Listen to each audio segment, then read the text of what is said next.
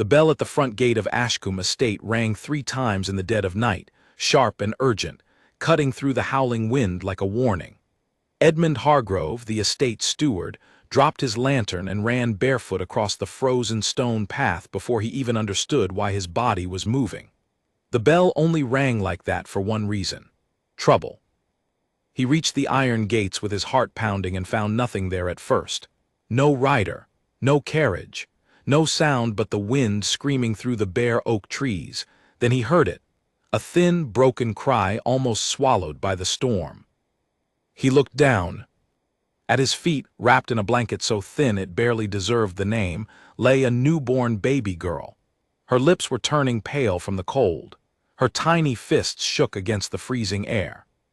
Snow had already begun to gather on the folds of the blanket, and if Edmund had arrived even 10 minutes later, the story might have ended right there, in silence, under a Ashcombe sky that did not care whether a child lived or died.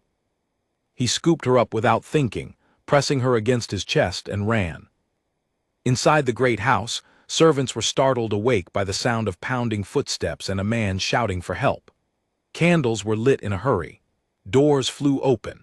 Mrs. Margaret Pemberton, the housekeeper, came down the stairs in her nightclothes, took one look at the bundle in Edmund's arms, and understood everything in an instant. "Bring her to the fire," she said, her voice steady despite the shock. "Now. Before she freezes." They laid the baby near the hearth in the main hall, unwrapping her gently, rubbing warmth into her tiny arms and legs. She was healthy by some miracle, though hungry and terrified. A folded scrap of cloth had been tucked beside her in the blanket, embroidered with a pattern none of them recognized. No letter, no name, no explanation. Word spread through the house like fire through dry grass.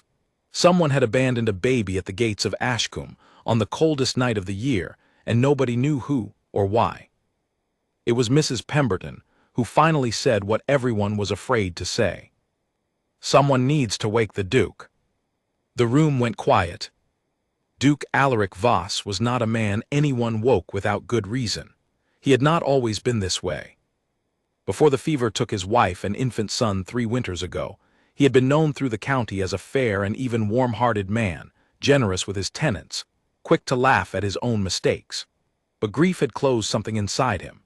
He had shut the doors of Ashcombe to visitors, buried himself in ledgers and correspondence, and made it plain to anyone who asked that he wanted nothing more to do with weddings, christenings, or any of the soft, hopeful business of family life. He had built walls no one dared to knock on. But tonight, a baby's life was at stake, and there was no one else to decide her fate. Edmund went up the stairs himself, since no one else would. He knocked, waited, and knocked again. When the door finally opened, the Duke stood there in his dressing gown, his face carved from stone, clearly ready to demand an explanation for the disturbance. "There is a child, Your Grace," Edmund said quickly before his courage failed him. "A newborn girl, left at the gates. She would not have survived the night if we hadn't found her." For a long moment the Duke said nothing. His jaw tightened. His eyes, usually distant and unreadable, flickered with something Edmund could not name. Then, without a word, he pushed past his steward and walked down the stairs himself. He found her by the fire, wrapped now in warm blankets, her small face red from crying, her tiny hand curled into a fist against her cheek. Mrs. Pemberton looked up at him, waiting, bracing for the order to send the child away at first light, as the law and custom demanded. Instead, the Duke knelt down. He did not touch her. He simply looked for a long time at the small, fragile life that had been left, unwanted, at his door. Something about the sight of her small, clenched fist reminded him of another child, one he had once held for only a few short days before losing her forever. His throat tightened. He looked away, then back again, unable to stop himself. "Where did she come from?" he asked quietly. "No one knows, Your Grace," Mrs. Pemberton answered. "There was no letter, only this." She held up the scrap of embroidered cloth. He took it from her hands and studied it, turning it over, running his thumb across the stitching. It told him nothing. No family crest he recognized, no name, no message. Just thread and cloth and mystery. "The parish house will take her in the morning," Edmund said carefully, watching the Duke's face for any reaction. "It is what is usually done in these cases." The Duke did not answer right away. His eyes drifted back to the baby, who had stopped crying and was now simply watching the flickering firelight with wide, unfocused eyes, as if she understood nothing of the danger she had just survived, or the uncertain future that lay ahead of her. "She stays here tonight," he said finally. "The roads are frozen.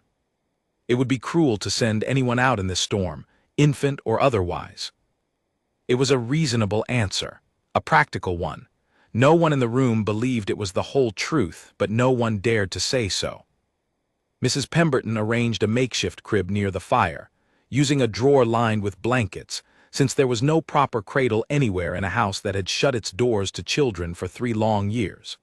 The staff took turns watching over her through the night, feeding her warmed milk from a small spoon, humming softly to calm her whenever she stirred. The Duke did not go back to bed. He sat in a chair near the fire, ledgers forgotten, staring at the small drawer that now held a sleeping child, as if he expected her to vanish the moment he looked away. By morning the storm had passed, leaving the fields around Ashcombe blanketed in fresh snow, quiet and untouched. The roads were clear enough to travel. There was no longer any excuse to keep her. Edmund found the Duke exactly where he had left him hours earlier, still sitting by the fire, still watching over the sleeping child. "Your Grace," he said gently, "the roads have cleared. I can arrange for her to be taken to the parish house this morning as we discussed." The Duke did not look up right away. When he finally did, his expression was unreadable, but his voice, when he spoke, carried a weight Edmund had not heard in years. "Not yet. Your Grace." "I said not yet, Edmund." He rose from the chair, his eyes still fixed on the child. "Send word to the physician. I want her examined properly to be certain she is in good health after last night. After that, we will discuss what happens next." Edmund hesitated, unsure whether to press the matter further, but something in the Duke's tone told him this was not a decision open for debate. He bowed his head and left to carry out the order, though he could not help glancing back once more at the strange sight of Duke Alaric Voss standing guard over an abandoned child, like a man who had forgotten, just for a moment, how to let go. News of the foundling spread through Ashcombe's staff by breakfast, and by midday, whispers had already begun to travel beyond the estate walls, carried by the physician, by tradesmen, by anyone who passed through the gates and noticed the unusual stillness in the house, the sense that something important had shifted overnight. No one yet knew who had left the baby at the gates, or why they had chosen Ashcombe, of all places, on the coldest night of the year. No one knew that this small, fragile child, with no name and no family, was about to change the course of a broken man's life forever. But as the Duke stood at the nursery window that had not been opened in 3 years, watching the physician examine the sleeping infant, one truth was already becoming clear to everyone in the household, whether they said it aloud or not. Duke Alaric Voss was not sending her away, not today, perhaps not ever. And no one, least of all the Duke himself, understood yet just how much that quiet decision would come to cost him, or how much it would one day give him back. The physician, a thin and careful man named Elias Marsh, took his time with the examination, checking the baby's breathing, her color, the strength of her small grip when he placed a finger against her palm. The Duke stood a few paces back, arms folded, pretending an interest in the frost patterns on the window while his eyes kept drifting back to the drawer where the child lay. "She is stronger than she has any right to be," Elias said at last, folding his stethoscope back into his bag. "Whoever left her wrapped her well enough to slow the cold, even if the blanket was thin. Another hour outside and I would not be giving you such good news, Your Grace." "But she is well," the Duke said. It was not quite a question. "She is well, hungry and small for her age, but well." Elias glanced toward the drawer, then back at the Duke, choosing his next words with visible care. "The parish house in town takes in children such as her. I could arrange transport this afternoon, if that is still your wish." The words hung in the air longer than they should have. Mrs. Pemberton, standing near the doorway with a tray of warmed milk in her hands, went very still, watching the Duke's face the way one watches a pot that might be about to boil over. The Duke did not answer for a long moment. He crossed the room instead slowly and looked down into the drawer. The baby had woken and was staring up at him with the unfocused, trusting eyes of an infant who did not yet know enough of the world to be afraid of it. Her small hand reached upward, grasping at nothing, at the air itself, as though searching for something to hold on to. Without quite deciding to, the Duke reached down and let one finger rest against her palm. Her fingers closed around it instantly, with a strength that startled him. He stood frozen, unable to pull away, unable to explain even to himself why his chest had suddenly gone tight. "Your Grace," Elias asked gently. "Cancel the parish arrangement," the Duke said, his voice rough. "For now." Mrs. Pemberton let out a breath she had not realized she was holding. Edmund, who had just entered the room, exchanged a glance with her that said everything neither of them was willing to say aloud. Something had shifted in the master of Ashcombe, something none of them fully understood yet, but all of them could see. The Duke did not explain himself further. He simply straightened, pulled his finger gently free of the baby's grip, and gave orders in a voice that had regained some of its old authority. "Have a proper cradle brought down from the attic, the one that belonged to my son, and find a wet nurse from the village, someone reliable and discreet. This child will not go hungry under my roof, whatever else becomes of her." The staff moved quickly to obey, grateful in truth, for something to do besides stand and wonder. By evening, the old cradle had been cleaned and set beside the fire in the small sitting room nearest the Duke's study, close enough that he could hear her if she cried in the night. He told himself it was only practical, only temporary until someone came looking for her, or until arrangements could be made properly, through the right channels, with the right people. He told himself many things that first day, standing at the edge of a decision he was not yet ready to name. But that night when the house had gone quiet and the fires had burned low, Edmund passed by the sitting room and saw something he would remember for the rest of his years in service at Ashcombe. The Duke, alone, seated beside the cradle in the dark, one hand resting lightly on its edge, rocking it slowly back and forth, as though he had done it 1,000 times before, though everyone in the house knew he had not. Edmund did not disturb him. He simply closed the door softly and left the Duke to whatever quiet thoughts kept him awake beside a child who, until the night before, had belonged to no one at all. The cradle creaked in the dark, and for the third night in a row Duke Alaric Voss had no idea what he was doing wrong.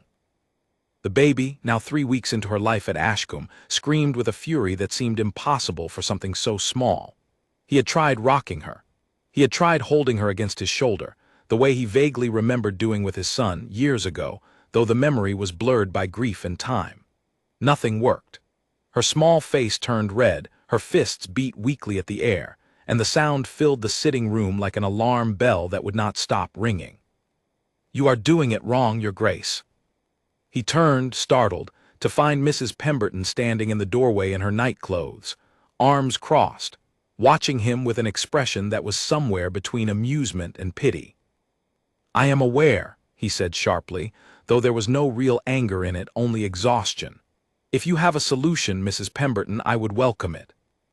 She crossed the room without waiting for further invitation, took the baby from his arms with the easy confidence of a woman who had raised 5 children of her own, and shifted her grip so the infant lay against her shoulder, her small head tucked beneath the housekeeper's chin, one hand patting a slow, steady rhythm against her back. The crying slowed, then stopped. The Duke stared, both irritated and strangely humbled. "How did you do that?"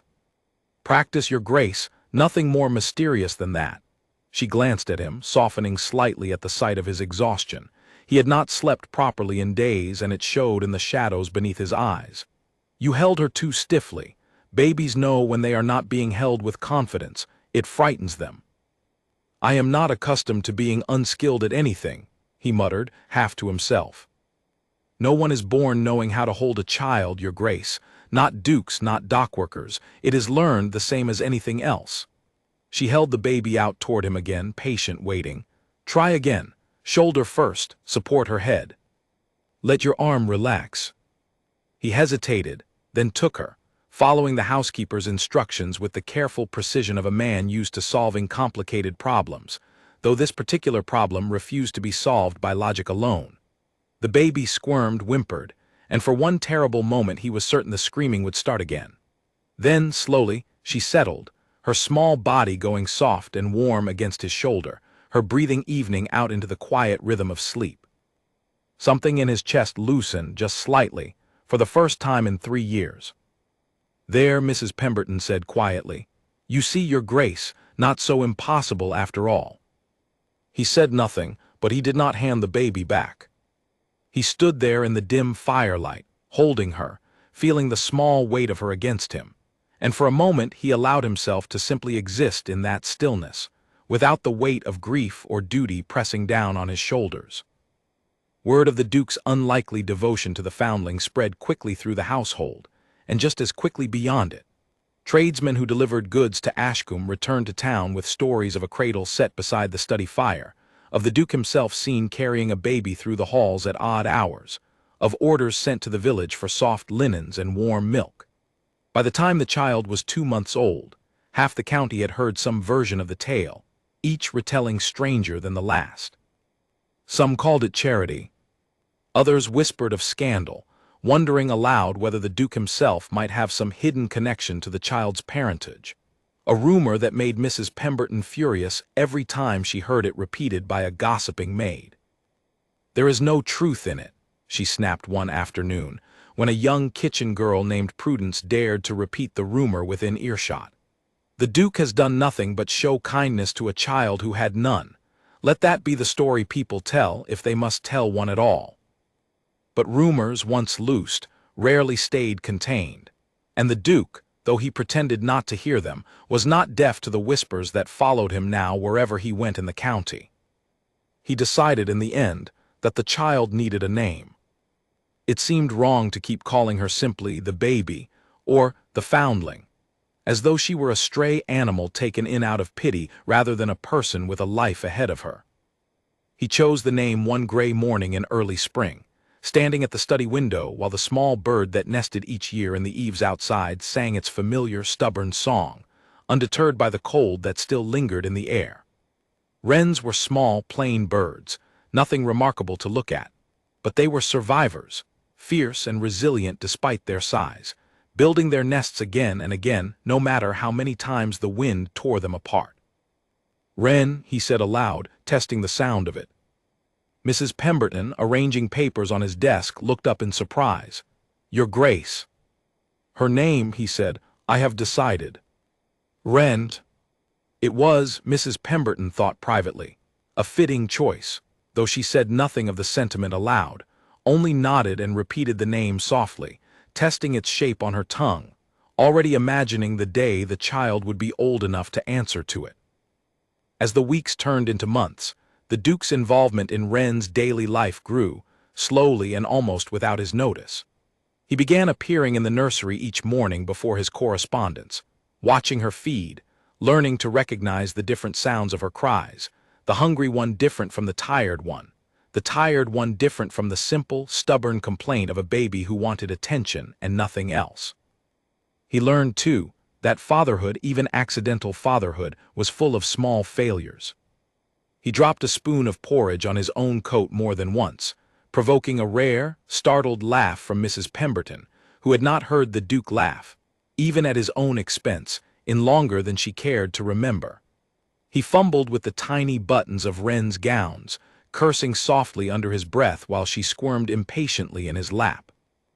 He learned the hard way that a baby who had just been fed should not be immediately tossed lightly into the air, a lesson delivered directly onto the front of his best waistcoat. Through it all, the staff watched their master change, slowly, in ways none of them had thought possible after the losses that had hollowed him out 3 winters before. The house itself seemed to shift with him. Curtains that had remained drawn for years were opened to let in the pale spring light. The old nursery, long shuttered, was aired out and repainted, its faded blue walls restored to something bright and welcoming. Even the household staff, who had grown used to moving quietly through a house heavy with grief, began to speak more freely, to laugh more easily, as though Wren's small, persistent presence had cracked open something that had been sealed shut for far too long. Not everyone in the county shared in the household's quiet joy. Letters began arriving at Ashcombe from distant relations who had shown no interest in the Duke's affairs for years, each one phrased with careful, false concern, each one asking pointed questions about the child's parentage, her legal standing, and what precisely the Duke intended to do with a foundling of unknown origin living under his roof. He answered none of them directly, tossing each letter into the fire with a growing irritation that Mrs. Pemberton recognized as a sign he was beginning to care about the answer to those very questions, whether he admitted it or not. One evening, as spring gave way to the first warm days of early summer, the Duke sat in the nursery long after Wren had fallen asleep, watching the rise and fall of her small chest, the way her tiny fingers curled and uncurled in her sleep, as though even in dreams she was reaching for something to hold onto.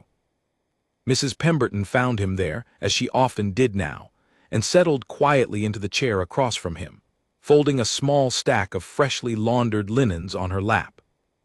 "You have not spoken of sending her to the parish house in some time, Your Grace," she said carefully. He did not look away from the crib. "No." "May I ask what changed your mind?" He was quiet for a long moment, long enough that Mrs. Pemberton wondered if he intended to answer at all. When he finally spoke, his voice was low, almost as though he were confessing something to himself rather than to her. "I do not know how to explain it," he said. "I have spent 3 years telling myself I wanted nothing more to do with children, with families, with any of it. I told myself it was easier that way. Safer." He paused, his gaze still fixed on the sleeping child.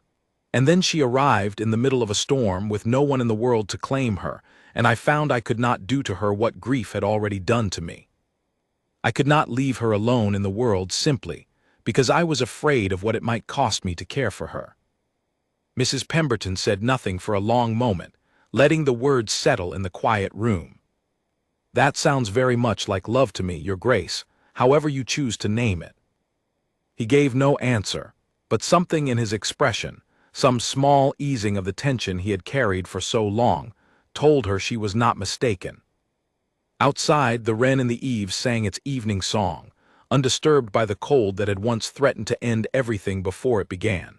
And inside, in a nursery that had been silent for far too long, a small girl slept soundly, watched over by a man who was still learning, one clumsy, uncertain step at a time, how to be exactly what she needed him to be. The following week, a visitor arrived at Ashcombe unannounced, her carriage rattling up the long drive just after breakfast. Lady Constance Whitmore was known throughout the county as a woman who collected information the way other women collected lace, and her sudden interest in the Duke's household surprised no one who understood her habits. She was shown into the drawing-room, where the Duke received her with the cool, practiced politeness he had once used to keep the entire world at arm's length. "Your Grace," she said, settling onto the settee with a rustle of silk skirts, "I confess I could not resist coming to see for myself. The stories reaching town grow more remarkable by the week. A foundling raised at Ashcombe under your own personal care. It is quite the tale."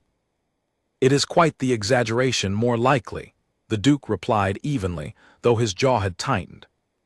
"A child was left at my gates on a night when leaving her elsewhere would have meant her death. I chose not to send her away. That is the entire story, Lady Whitmore, whatever else has been added to it since. And yet you have named her, given her a nursery, a wet nurse from the village, I am told, and linens finer than most tenant children ever see." Her eyes glittered with curiosity she made no effort to hide. "That seems rather more than simple charity, Your Grace." The Duke's expression did not change, though something behind his eyes hardened. "I am not obligated to explain my household to you, Lady Whitmore, however entertaining you find the subject."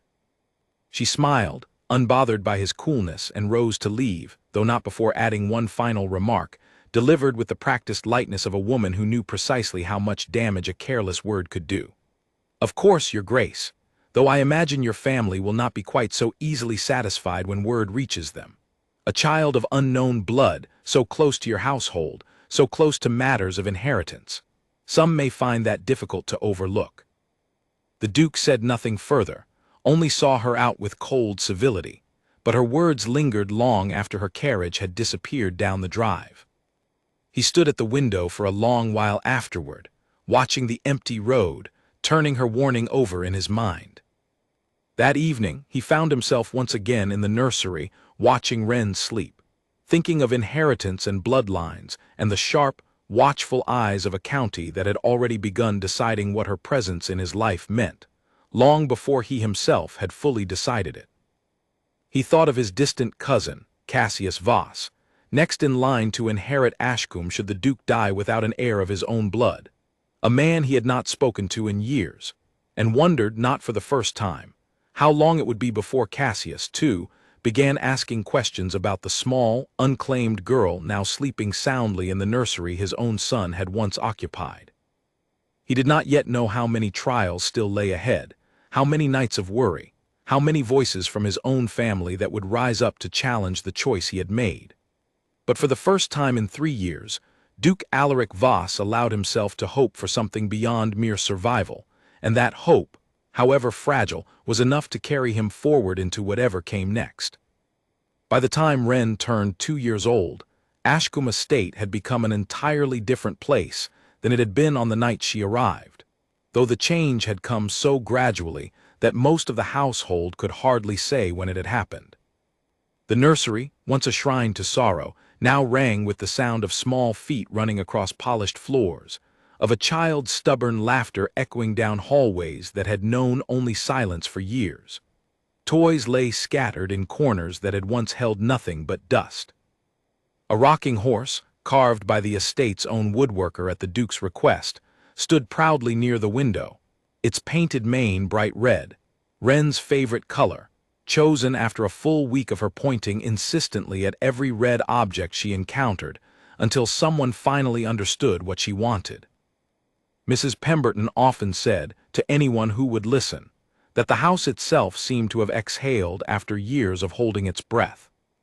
The Duke, for his part, had become a figure of quiet fascination among the staff, not because his devotion to Wren had faded, as some had predicted it might once the novelty wore off, but because it had only deepened. He still handled correspondence each morning, still managed the estate's affairs with the same careful precision he always had, but the hours between were no longer spent alone in his study with the door closed.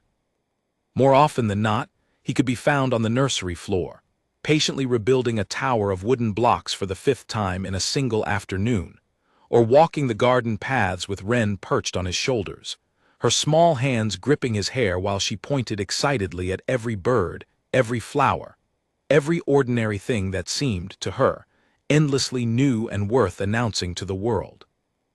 It was not always graceful. He still fumbled buttons on cold mornings when Wren wriggled too much to be dressed properly. He still occasionally misjudged her moods, offering a story when she wanted quiet, or quiet when she wanted noise, prompting fits of frustration that ended, more often than not, with both of them laughing despite themselves. But where once he had approached fatherhood like an unfamiliar language he was forced to learn out of necessity, he now spoke it, however imperfectly, as something closer to instinct. Edmund Hargrove, watching from the doorway one afternoon as the Duke attempted, with visible concentration, to braid 2 uneven pigtails into Wren's fine, dark hair, remarked quietly to Mrs. Pemberton that he had never in his years of service expected to witness such a sight. "Nor I," Mrs. Pemberton admitted, smiling despite herself, "though I confess I am rather fond of it." Not everyone in the county shared their fondness. The whispers that had followed Wren's arrival had not faded with time, as the Duke had perhaps hoped they might. If anything, they had grown more pointed as the child grew older, as it became clear that the Duke's attachment to her was no passing sentiment, but something permanent, something that reshaped the future of Ashcombe in ways that mattered a great deal to certain interested parties. Chief among those parties was Lord Cassius Voss. Cassius was the Duke's second cousin, a man some 10 years younger than Alaric, with an easy smile and an even easier way of turning conversations toward matters of money and inheritance without ever seeming, on the surface, to have raised the subject at all. He had shown little interest in Ashcombe or its master during the years of the Duke's mourning, content to manage his own smaller estate 2 counties over and wait, patiently, for whatever the future might eventually hand him. But news of a foundling child, welcomed so completely into the Duke's household and affections, had reached him eventually, as such news always did, and it had stirred something in him that had lain dormant for years. He arrived at Ashcombe on a bright afternoon in early autumn, his carriage announced well in advance. His manner, upon arrival, warm and cordial in the practiced way of a man who understood exactly how much could be accomplished through charm alone. "Cousin," he said, greeting the Duke in the entrance hall with an outstretched hand and a smile that did not quite reach his eyes. "It has been far too long. I hope you will forgive the unannounced visit, but I found myself passing near Ashcombe and could not resist the chance to see how you fare." The Duke, though wary, received him with the civility due to family, offering refreshment and a seat in the drawing-room, though he made no effort to disguise his suspicion of a visit so conveniently timed, with the rumors now circulating through the county. Their conversation remained pleasant enough at first, touching on matters of harvests, weather, and the state of the roads until Cassius, with practiced ease, steered the discussion toward the subject he had truly come to discuss. "I hear," he said, swirling the wine in his glass with idle casualness, "that Ashcombe has gained a new member of the household. A young girl found rather dramatically at your gates if the stories are to be believed." "The stories are largely accurate if somewhat exaggerated in the telling," the Duke replied evenly. "Her name is Wren. She lives here under my care." "How very generous of you." Cassius's smile widened, though something calculating flickered behind his eyes. "And her parentage, her legal standing. I ask only out of concern, cousin, for you understand as well as I do how these matters can grow complicated when questions of inheritance eventually arise." The Duke's expression hardened, the warmth of a moment ago vanishing entirely. "Her parentage is unknown. Her legal standing is that of a child under my protection and care, nothing more complicated than that. For now, perhaps." Cassius set down his glass, leaning forward slightly, his tone still light but carrying an edge the Duke did not miss. "But surely you have considered, Alaric, what her presence might mean for Ashcombe's future should you never remarry, should you never produce an heir of your own blood. A child of unknown origin, raised in your household with such open affection, could create no small amount of confusion regarding the succession, should anything happen to you." "Are you concerned for Ashcombe's future, cousin?" the Duke asked, his voice dangerously quiet, "or for your own?" Cassius did not flinch, though a flicker of something sharper passed briefly across his face before the practiced smile returned. "I am concerned for the family, Alaric, nothing more. I would hate to see complications arise that might have been easily avoided. Perhaps it would be wiser, for everyone's sake, to place the girl somewhere more suitable. A respectable orphanage, perhaps, or a family better positioned to raise a child of unknown parentage, without the complications your particular situation invites." The Duke rose from his seat, and though his voice remained level, the quiet fury beneath it was unmistakable. "Wren is not a complication to be managed, Cassius. She is a child, and she will remain exactly where she is under my protection for as long as she needs it. I would advise you not to raise the subject again." Cassius rose as well, smoothing his coat with deliberate calm, though his eyes had gone cold. "Of course, cousin, I meant no offense. I merely thought it my duty to raise the concern, as family." He left shortly afterward, his carriage disappearing down the long drive with the same practiced ease with which it had arrived. But the visit left something unsettled in its wake, a shadow that had not existed at Ashcombe before that afternoon.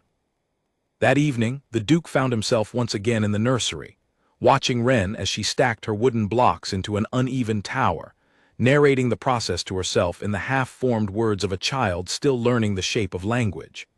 He thought of Cassius's words, of the calculating look behind his practiced smile, and felt something cold settle in his chest that had nothing to do with the coming winter. Mrs. Pemberton found him there later, long after Wren had been put to bed, still sitting in the quiet nursery, lost in thought. "You are troubled, Your Grace," she said, not quite a question. He did not deny it. "My cousin believes Wren threatens Ashcombe's succession. He suggested, none too subtly, that she be sent elsewhere." Mrs. Pemberton's expression darkened, though her voice remained measured. "And what did you tell him?" "That she stays." The Duke's jaw tightened. "But I would be a fool to think he will let the matter rest so easily. Cassius does not raise concerns without reason, Mrs. Pemberton. He raises them when he sees an opportunity." "Then perhaps it is time to consider protecting her properly," Mrs. Pemberton suggested carefully. "Beyond simple care and affection, Your Grace. Legally, formally, before anyone else decides they have a claim to make about her place in this household." The Duke was quiet for a long moment, watching the fire crackle in the hearth, thinking of legal documents, of inheritance laws, of the complicated tangle of formalities that would be required to secure Wren's place at Ashcombe beyond any doubt or challenge. "I have been reluctant to pursue formal adoption," he admitted quietly.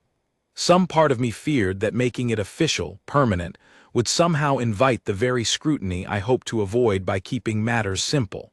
But perhaps that reluctance has only left her more vulnerable, not less." "Perhaps it has, Your Grace," Mrs. Pemberton agreed gently.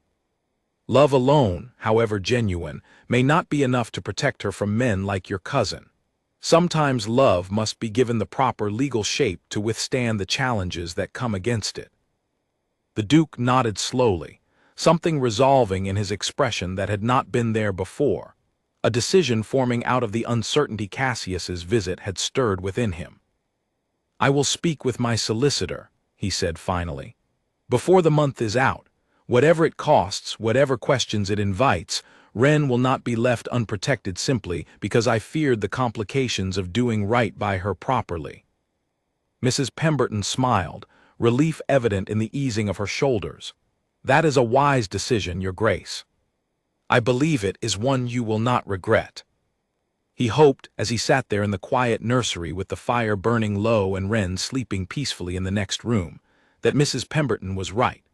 But some part of him, the part that had learned through hard experience that the world rarely allowed happiness to settle without a fight, suspected that Cassius's visit had been only the first small tremor of a storm still gathering somewhere beyond the walls of Ashcombe, waiting for the right moment to break.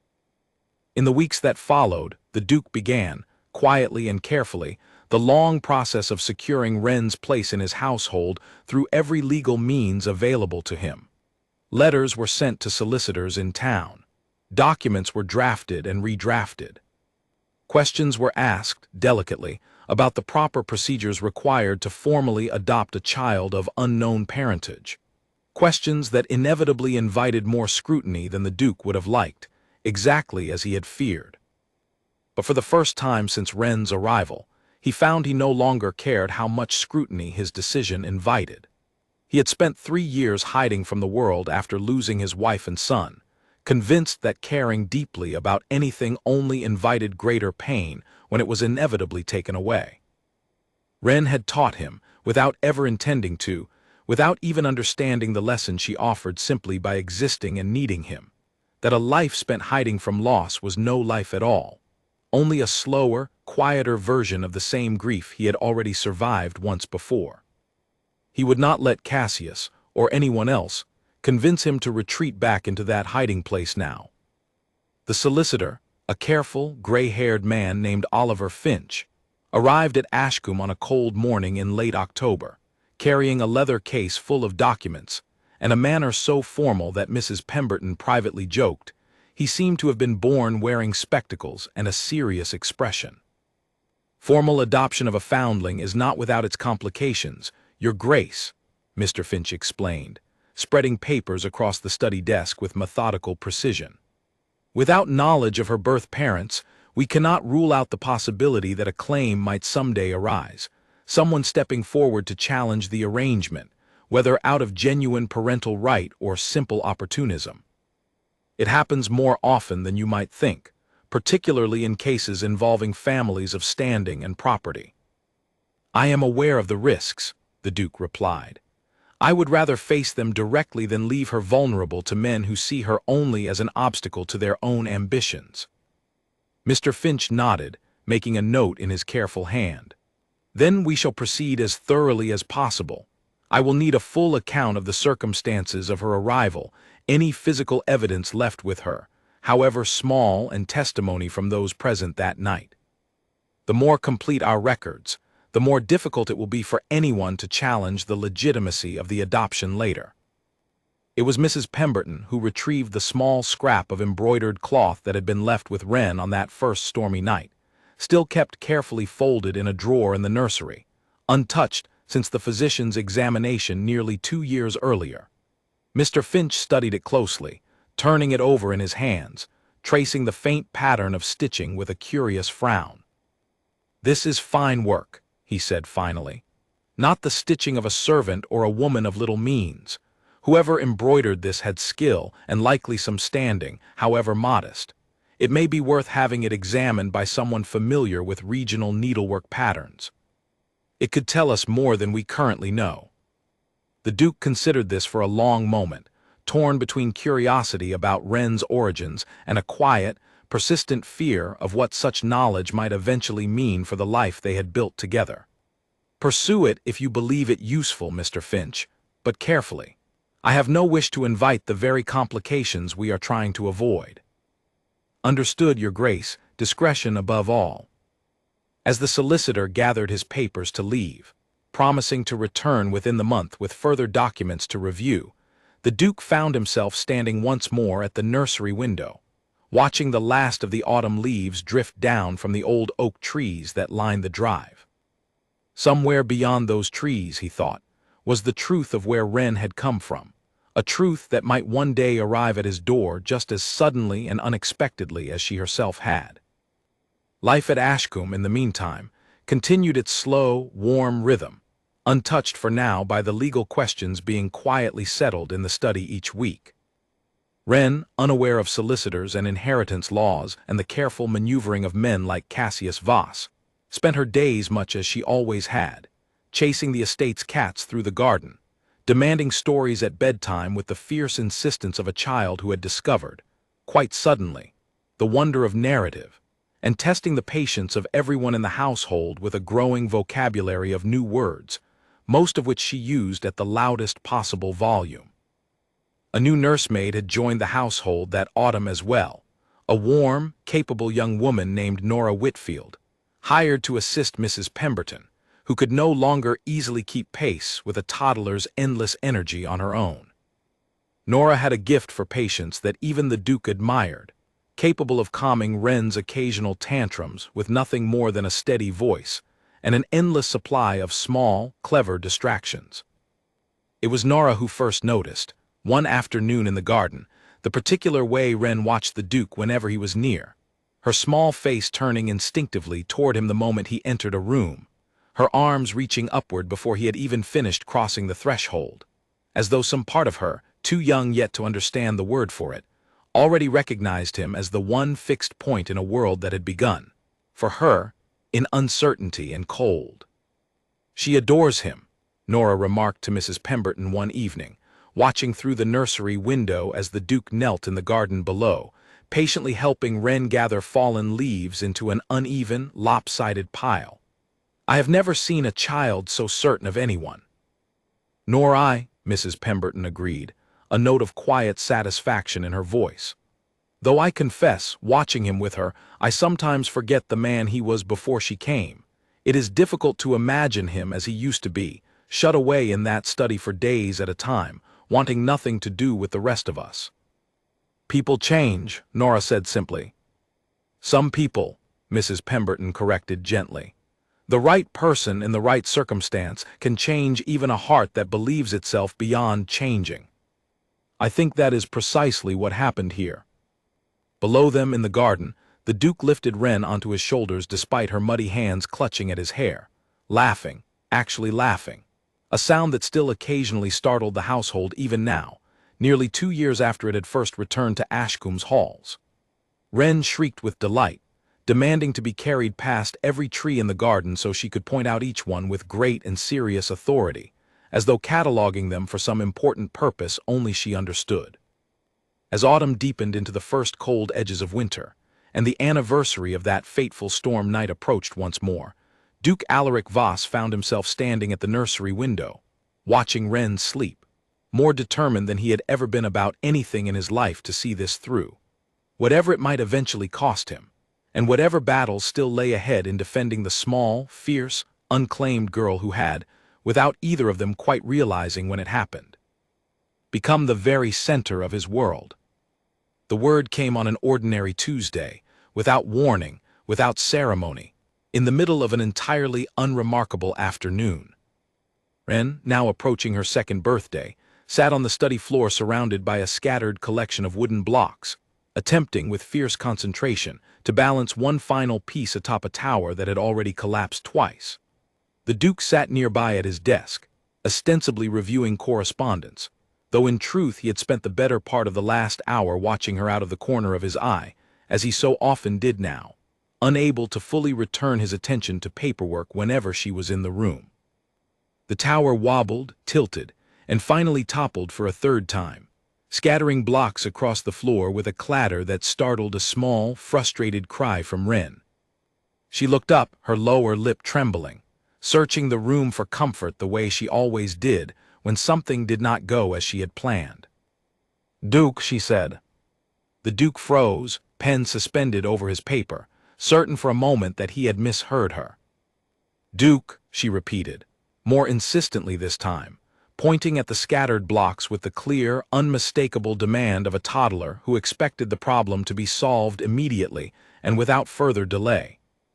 He set down his pen with hands that were not quite steady and crossed the room to kneel beside her, something enormous and unexpected swelling in his chest. He had imagined, in the quiet moments he allowed himself to imagine such things, that her first word might be something softer, something more expected. Mama perhaps, though she had no mother to claim that word. Or simply a sound, a babble that only gradually resolved into meaning. He had not imagined this. He had not imagined that the first clear word to leave her mouth, the first deliberate message she would ever send out into the world, would be his own title, spoken with the same absolute certainty with which she seemed to regard everything else about her small, expanding universe. "Yes," he said, his voice rough with an emotion he did not fully understand himself. "Yes, I am here." He rebuilt the tower for her, block by block, and when it stood tall and steady once more, Wren clapped her hands together and looked up at him with an expression of pure, uncomplicated triumph, as though the two of them had together accomplished something of genuine importance. "Duke," she said again, softer this time, almost testing the word, enjoying the shape of it in her mouth. "Yes," he said, and found, to his own considerable surprise, that his eyes had grown unexpectedly damp. "That is who I am." Mrs. Pemberton, passing the study door at that exact moment with an armful of freshly pressed linens, paused at the sound of Wren's voice, understanding immediately what she had just overheard.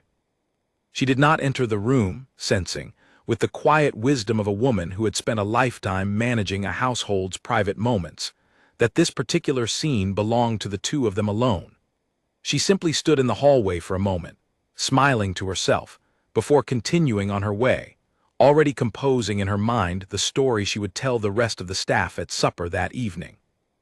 By nightfall, the news had traveled through every corner of Ashcombe, repeated with obvious delight by servants who had watched the Duke's transformation over the past 2 years with a kind of protective pride, as though they, too, had some small part in the miracle of it.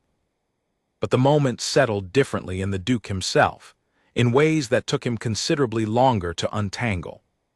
That night, long after Wren had been put to bed, he sat alone in his study, the fire burned low, turning the small, simple fact of her first word over and over in his mind. She had not called him father.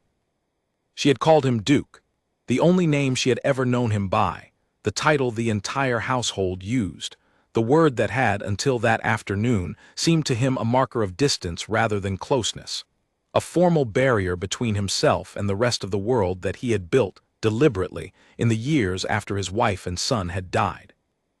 And yet Wren had spoken it not as a title, but as a name, the name of the one person in her small world she trusted completely, the one fixed point around which her entire understanding of safety and comfort revolved. To her, Duke did not mean distance. It meant him. It meant the person who rebuilt her fallen towers, who carried her through the garden on his shoulders, who sat beside her cradle in the dark when she could not sleep, who had, without either of them planning it, become the entire shape of what family meant to her. The realization struck him with unexpected force. He had spent 2 years quietly congratulating himself on his own generosity, on the kindness he had shown a helpless, abandoned child, telling himself that he was doing a good and worthy thing by giving her shelter and care. But sitting there in the firelight, replaying the moment of her small, insistent voice calling out for him, he understood, perhaps fully for the first time, that what had passed between them over these 2 years was not one-directional charity at all. It was something far more equal, far more binding, than he had allowed himself to acknowledge. She had given him something too, something he had believed, after the fever took his wife and son, he would never again possess. A reason to open the curtains in the morning, a reason to laugh, clumsily and without warning, at the sight of a toppled tower of blocks. A reason to want, rather than merely endure, each new day that dawned over Ashcombe's quiet fields. He was not, he realized, simply caring for Wren out of duty, or guilt, or even simple compassion for a helpless infant left to freeze on a winter night. He loved her. Plainly, completely, in the same unguarded way she loved him, without condition or hesitation, the way only a child who has never learned to be afraid of loving too much is capable of loving. The thought frightened him nearly as much as it moved him. He had loved before deeply, and had lost everything that love had given him, all at once, in the space of a single terrible winter. He knew, better than most, the particular cruelty the world was capable of inflicting on those who dared to care too much about anyone. To love Wren as completely as he now recognized he did was to open himself, once again, to the possibility of a grief he was not certain he could survive a second time. But the alternative, he understood now, was worse. The alternative was the man he had been before her arrival, hollow and closed off, moving through his days with no purpose beyond simple endurance. He had tried that life already for 3 long years, and it had brought him nothing but a slower, quieter kind of suffering than the sharp grief that had caused it. He would rather love Wren fully, and risk whatever pain that love might someday bring, than return to the empty half-life he had been living before that stormy night changed everything. The following morning, he found Wren already awake in her nursery, sitting up in her cradle, waiting with the patient, unwavering attention of a child who had learned, in her short time in the world, that the people she loved always eventually came when called. "Duke," she said, delighted, reaching her small arms upward the moment he entered the room. He lifted her easily now, the awkwardness of those first uncertain weeks long since worn away by 2 years of daily practice, and settled her against his shoulder, feeling the familiar, steadying weight of her small body against his chest. "Good morning, little bird," he said softly, using the nickname that had, somewhere along the way, become as natural to him as her given name. "Shall we see what trouble we can find today?" She laughed, a bright, unguarded sound that filled the quiet nursery, and buried her face briefly against his neck before pulling back to point insistently toward the window, already eager for whatever adventure the day might hold. As he carried her downstairs toward the breakfast room, past the portraits of ancestors who had never known her, past the halls that had once echoed with grief and now rang instead with a small, determined voice demanding attention, the Duke allowed himself, fully and without reservation, to accept what he had spent 2 years half denying to himself. He was her father, whatever the law had yet to formally recognize, whatever questions still hung unanswered about her true origins, whatever challenges Cassius Voss or anyone else might yet raise against the life they had built together. The word she had chosen to call him mattered less in the end than the truth it represented. She trusted him completely. She depended on him entirely. And he, in turn, had come to depend on her just as completely, in ways he was only now beginning to fully understand. Mr. Finch returned to Ashcombe a week later, as promised, with a stack of documents nearly finished and a piece of news that gave the Duke pause. The needlework expert I consulted in town believes the pattern on the cloth found with Wren belongs to a family from the northern counties, he explained, laying a small sketch of the embroidery pattern on the desk beside the original scrap of cloth. A family of modest gentry by the look of the stitching style, though the expert could not name them with certainty from the pattern alone. It is a starting point, Your Grace, nothing more, but it is more than we had before. The Duke studied the sketch for a long moment, feeling the familiar pull of competing instincts, curiosity warring with caution. Does pursuing this further put the adoption at risk? Not necessarily, Mr. Finch said carefully. If anything, establishing what we can about her likely origins, even without a definitive name, may strengthen our position rather than weaken it. It shows the court, should the matter ever be challenged, that we have acted in good faith, seeking the truth rather than hiding from it. But I understand if you would rather proceed more cautiously, Your Grace. The choice is entirely yours. The Duke was quiet for a long moment, thinking of the small, insistent voice that had called out for him just days before, of the word she had chosen, the trust it represented. Proceed, he said finally. Carefully, as we discussed, but proceed. I would rather know the truth and face it than build her future on uncertainty. Mr. Finch nodded, gathering his papers. Very good, Your Grace. I will have further word within the month. News of the Duke's continued efforts to formalize Wren's place at Ashcombe did not stay contained within the walls of the study for long. Servants spoke among themselves. Tradesmen carried fragments of gossip back to town. And eventually, as such things always seemed to happen at Ashcombe, word reached Cassius Voss at his own estate 2 counties over. He received the news over breakfast, delivered by a correspondent he kept in the county specifically for such purposes. A woman paid modestly to relay any information of interest regarding his cousin's affairs.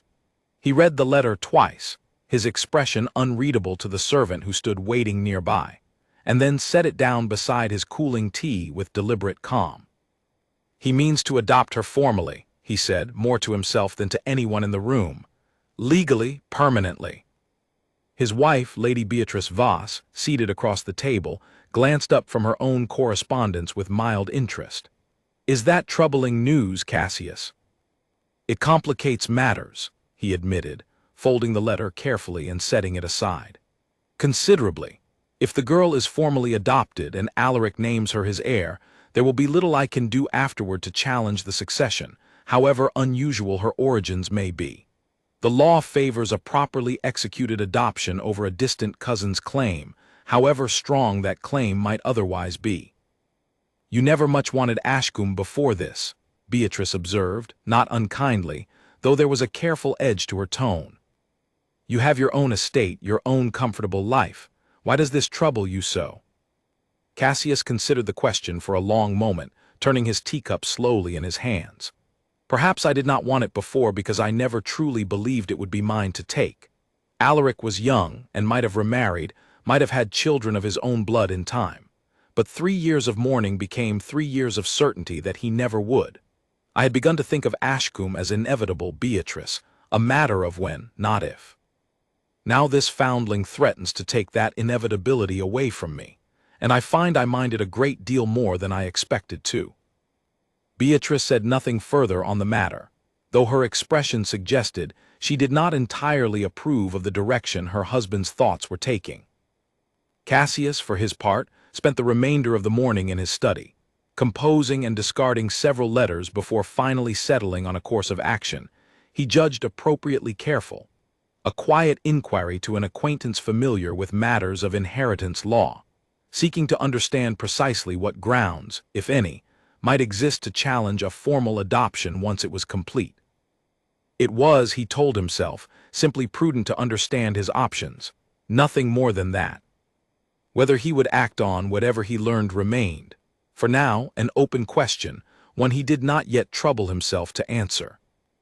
Back at Ashcombe, unaware of the careful calculations now underway 2 counties distant, the Duke spent the remainder of that autumn much as he had spent the months before it, dividing his attention between the estate's ordinary business and the small, growing girl who filled his days with a warmth he had once believed permanently lost to him. Wren's vocabulary expanded daily, new words arriving almost faster than the household could keep track of them, though Duke remained, by a wide margin, her favorite, used to summon him for every purpose imaginable, from settling disputes over toys to simply requesting his presence in whatever room she currently occupied. He answered every summons, every time, with a patience and devotion that surprised even himself, still faintly amazed, on quiet evenings when the house had gone still, that a single small voice calling his title across a room could feel like the most important sound in the entire world.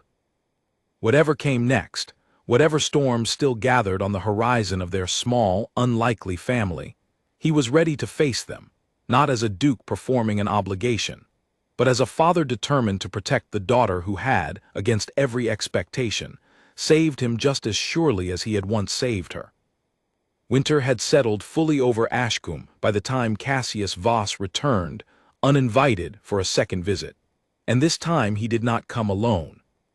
His carriage rolled up the frozen drive on a gray afternoon in late December, and beside him, when the door opened, stepped a second man the Duke did not recognize, thin and sharp-featured, carrying a leather case not unlike the one Mr. Finch favored for his own legal documents. Edmund Hargrove, watching from the entrance hall, felt an immediate and instinctive unease at the sight of the stranger, though he could not yet have said precisely why. The Duke received them in the drawing-room with considerably less warmth than he had extended to Cassius's previous visit, having learned, in the months since, exactly how little genuine concern lay behind his cousin's carefully pleasant manner. "Cousin," Cassius said, settling into a chair without waiting to be invited, his companion taking a seat slightly behind him with the quiet, watchful stillness of a man accustomed to observing rather than speaking. "May I present Mr. Grayson, a solicitor of considerable reputation in matters of inheritance law. I thought it prudent to bring him along, given the seriousness of what I've come to discuss." "I was not aware we had serious business to discuss," the Duke said coolly, remaining standing rather than taking a seat himself, a small but deliberate signal that he did not intend for this visit to last long. "I believe we do." Cassius's smile had lost its earlier warmth, replaced by something more direct, more businesslike, as though the pretense of familial concern had finally outlived its usefulness to him.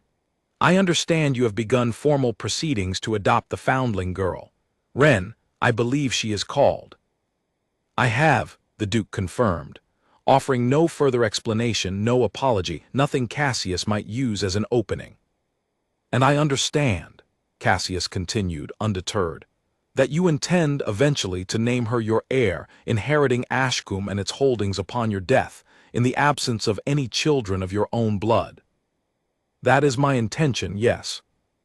Mr. Grayson leaned forward slightly at this, speaking for the first time since entering the room, his voice as thin and precise as his appearance suggested it would be. "Your Grace, I must inform you, as a matter of legal fact rather than personal opinion, that such an inheritance, however sincerely intended, may face considerable challenge in court. A child of entirely unknown parentage, formally adopted but without established bloodline, occupies uncertain legal ground when set against the claim of an established blood relative, however distant that relative's connection might otherwise be." "Are you here to offer legal counsel?" the Duke asked, his voice icy, "or to threaten litigation?" "Neither precisely," Cassius interjected smoothly, before Mr. Grayson could answer. "We are here, cousin, to propose a solution that avoids the unpleasantness of a legal challenge altogether. One that protects Ashcombe's future, protects the family name, and yes, protects the girl herself from the scrutiny and scandal such a challenge would inevitably bring upon her." The Duke's expression did not change, though something dangerous had entered his eyes. "Say what you have come to say, Cassius, and dispense with the pretense of concern for Wren's welfare. We both know that is not what brings you here." Cassius's jaw tightened briefly, the mask of pleasant civility cracking just slightly before he recovered it. "Very well. I propose that the girl be placed under the care of a respectable family better suited to raise a child of unknown origins, away from Ashcombe entirely, with a generous settlement provided for her upbringing and future, of course. In exchange, I would formally withdraw any future claim against the succession, and this entire unpleasant matter could be settled quietly, without scandal, without court proceedings, without the sort of public scrutiny that tends to follow disputes over inheritance among families of standing." Silence filled the drawing room, thick and heavy, broken only by the soft crackle of the fire in the hearth. "You are asking me," the Duke said slowly, each word carefully controlled, "to give up my daughter in exchange for your promise not to contest her inheritance." "I am asking you to consider what is practical," Cassius corrected, though the distinction meant nothing to the Duke, who felt something cold and furious settling deep in his chest.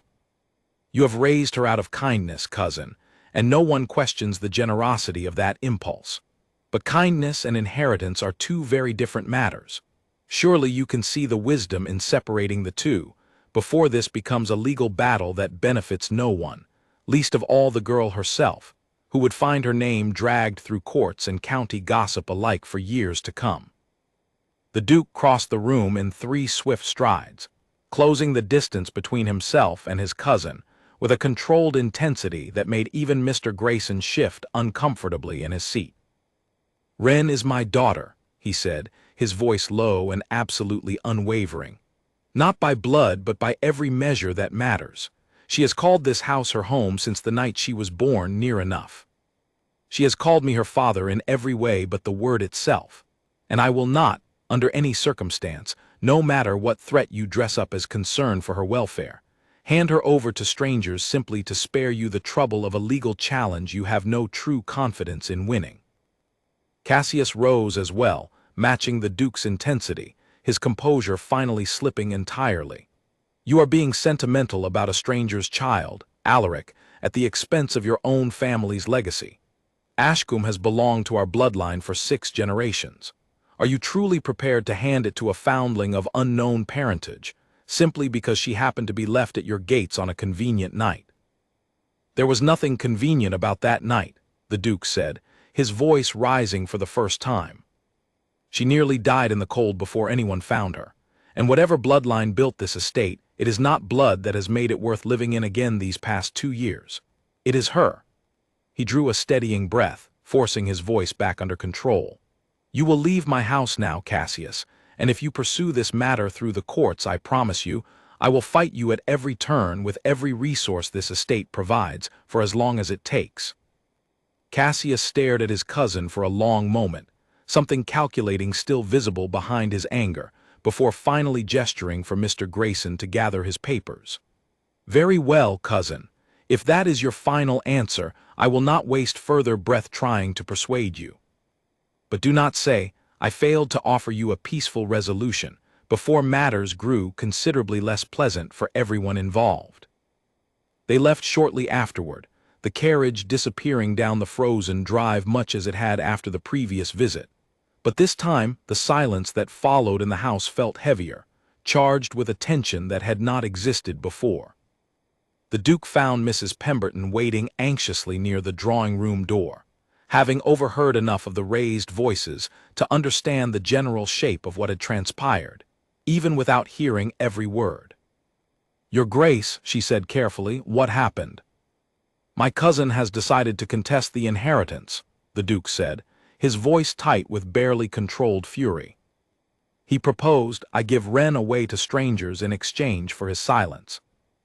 Mrs. Pemberton's face went pale. "And you refused, of course." "Of course I refused." He ran a hand through his hair, some of his earlier control finally giving way to visible exhaustion. "But he did not leave here believing the matter settled, Mrs. Pemberton.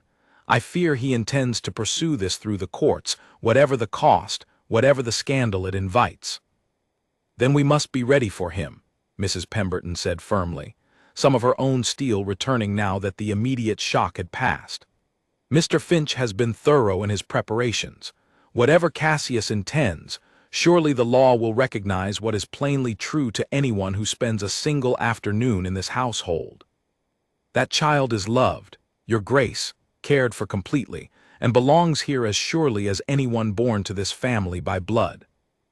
The Duke wanted desperately to share her confidence, but a cold uncertainty had settled over him that he could not entirely shake, no matter how firmly Mrs. Pemberton spoke. He had faced grief before, had survived losses that once seemed unsurvivable, but the particular fear of losing Wren, of watching her taken from him through some cold legal technicality he could not control, felt different, sharper, more terrifying than anything he had yet endured.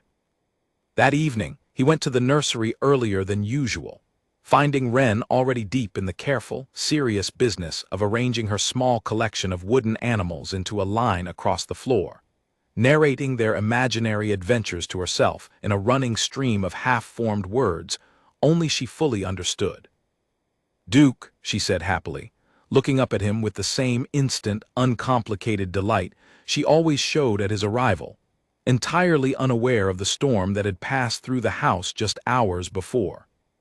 He knelt beside her without a word, watching her small hands carefully adjust the position of a wooden horse that had fallen slightly out of line, feeling something in his chest tighten with a fierce, protective love that had grown, over 2 years, into the single most important force in his entire life. Whatever Cassius intended, whatever battles still lay ahead, he understood, with sudden and absolute clarity, that he would face every single one of them without hesitation, without compromise, for as long as it took to keep this small, fierce, beloved girl safe within the only home she had ever known. "What are we building tonight, little bird?" he asked softly, settling onto the floor beside her. She looked up at him with wide, serious eyes, as though considering the question with great care. "A family," she said finally, pointing to the line of wooden animals arranged carefully before her, each one, he noticed, placed close beside another, none of them left standing alone. The Duke felt his throat tighten unexpectedly at the simple, unknowing wisdom of her answer. "Yes," he said quietly, reaching out to steady a small wooden fox that had begun to tip precariously to one side. "That is exactly what we are building." Mr. Finch arrived at Ashcombe 2 days later, summoned by an urgent letter, and listened with grave attention as the Duke recounted the full details of Cassius's visit and the veiled threat of litigation that had followed it. "This is troubling, Your Grace, though not entirely unexpected," Mr. Finch said, setting his spectacles down on the desk and rubbing at the bridge of his nose with visible weariness. "I had hoped, given the thoroughness of our preparations, that your cousin might think twice before pursuing a challenge with so little solid ground to stand upon. It seems I underestimated his determination." "Can he succeed?" the Duke asked directly, in no mood for careful hedging. "It is difficult to say with certainty," Mr. Finch admitted. "Adoption of a foundling is not unprecedented, and the courts have upheld such arrangements before, particularly when the adopting party can demonstrate consistent, genuine care over a meaningful period of time, which you certainly can. However, matters of succession for an estate as significant as Ashcombe tend to draw closer scrutiny than more modest inheritances. Your cousin's solicitor may attempt to argue that naming a child of entirely unknown parentage as heir sets a dangerous precedent, one the courts might hesitate to endorse without stronger evidence of due diligence regarding her origins." "Then we press forward with identifying her origins," the Duke said firmly, "whatever we learn." "That is precisely what I would recommend, Your Grace, though I caution you again that whatever we uncover may not be simple or comfortable. Families conceal children for many reasons, not all of them tragic but rarely pleasant either. You must be prepared for the possibility that the truth, once found, complicates matters as much as it clarifies them." The Duke considered this for a long moment, thinking of the small, insistent voice that called out for him each morning, of the fierce, uncomplicated love in Wren's eyes whenever he entered a room. "Whatever the truth is, Mr. Finch, It will not change what she means to this household, or to me. But I would rather face it prepared than be surprised by it in a courtroom, with Cassius standing ready to use it against us. A wise position, Your Grace. I will redouble our efforts on that front immediately. In the weeks that followed, the household at Ashcombe settled into an uneasy rhythm, the ordinary warmth of daily life continuing alongside a quiet undercurrent of preparation for whatever legal challenge Cassius intended to bring. Mr. Finch made frequent visits, each one accompanied by fresh documents, fresh questions, fresh small fragments of information gathered slowly from the northern counties regarding the embroidered cloth and the family it might once have belonged to. News of the dispute, despite everyone's best efforts at discretion, inevitably found its way into county gossip, carried, as always, by servants and tradesmen and the endlessly curious Lady Whitmore, who seemed to consider herself entitled to updates on the matter simply by virtue of having noticed it first. Opinion in the county, much to the Duke's quiet relief, ran largely in his favor. 2 years of visible devotion to the child was not easily dismissed, even by those inclined toward gossip, and more than one prominent local family sent quiet letters of support, offering testimony, should it ever be needed, to the genuine and evident care the Duke had shown Wren since the night of her arrival. Cassius, for his part, seemed to sense the shifting tide of local opinion and grew noticeably more cautious in the weeks that followed his failed proposal, though Mr. Finch warned repeatedly that caution did not necessarily mean retreat. Men like your cousin rarely abandon a pursuit simply because the immediate path grows difficult, he observed during one visit. They wait, instead, for a better opportunity to present itself. We would be foolish to assume this matter is settled simply because he has gone quiet for the moment. The Duke took the warning seriously, though he found it increasingly difficult, as the winter deepened, to hold onto his earlier fury and fear in the face of Wren's daily, uncomplicated joy. She had no notion of solicitors or inheritance law, no awareness that her very right to belong at Ashcombe was being quietly debated in letters, and legal documents passed between grown men who claimed to have her best interests at heart. She knew only that the fire in the nursery hearth burned warm each evening, that Nora sang softly to her at bedtime, that Mrs. Pemberton always kept a sweet biscuit hidden away for her in the kitchen, and that the Duke, whom she called by no other name, always came when she called for him, without fail, every single time. It was that last certainty, more than any legal document Mr. Finch could draft, that the Duke found himself clinging to most fiercely as the weeks wore on. Whatever Cassius threatened, whatever courts might eventually decide, he had given Wren something no legal ruling could ever fully take away, a certainty, built patiently over 2 years of small, ordinary moments, that she was loved completely and would never again be left alone in the cold to face the world by herself. Yet even as that certainty steadied him through the difficult weeks of preparation and uncertainty, a quieter doubt had begun to take root alongside it, one he did not yet fully understand himself. He had learned, through 2 years of trial and clumsy error, how to hold her, how to feed her, how to calm her tears and celebrate her small triumphs. But he had learned it all without any guide beyond his own uncertain instincts, without ever having been taught, by anyone, what it truly meant to be a father in the deepest sense of the word. He had been raised by a distant, dutiful man who valued discipline over affection, and had lost his own son too soon to ever learn what fatherhood might have become between them, given time. Some nights, watching Wren sleep, he wondered whether the love he felt for her, however genuine, was enough on its own, or whether there remained some essential piece of the puzzle he had yet to discover, some lesson no one had ever thought to teach him, that he would need before he could truly call himself, without doubt or hesitation, the father she deserved. Outside, beyond the nursery windows, the winter wind picked up once more, rattling against the glass with the same cold persistence it had carried on the night, nearly 3 years earlier, when a different storm had first brought Wren to Ashcombe's gates.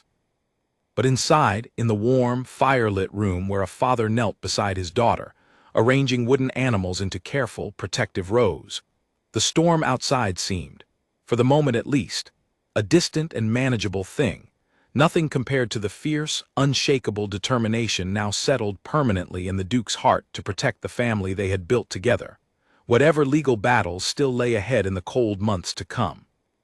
The storm arrived without warning on a Thursday evening in late January, dark clouds rolling in over Ashcombe's fields faster than anyone had predicted, turning what should have been an ordinary walk to the village into a race against sleet and rising wind. The Duke had taken Wren, now nearly 3 years old, to visit the small church where a charity gathering for the county's poorer families was being held, wanting her to understand, even at her young age, something of the responsibility that came with the privileges of their household. They had stayed longer than intended, delayed by conversation and the simple pleasure of watching Wren charm half the room with her earnest, serious questions about everything she encountered. And by the time they left, the sky had already begun to darken with unnatural speed. "We must hurry, little bird," the Duke said, lifting Wren into his arms as the first sharp gusts of wind swept down the village street, scattering loose leaves and forcing shopkeepers to hastily secure their shutters. The carriage, delayed by a minor difficulty with one of the horses, was not yet ready when they reached the stable yard, and the Duke made the decision, reluctantly, to walk the short remaining distance home rather than wait exposed in the worsening weather.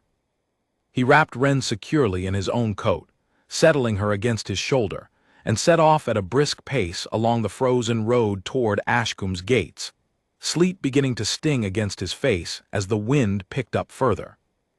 It was Nora Whitfield, waiting anxiously near the gates with a lantern when they finally appeared through the gathering storm, who first noticed the trouble.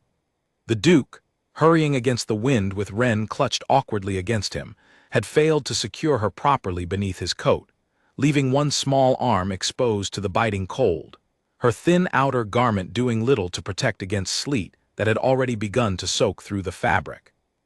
"Your Grace, her arm," Nora called out, rushing forward to help as they finally reached the shelter of the entrance hall, sleet dripping from both their coats, Wren's small face red from cold and the beginnings of distress.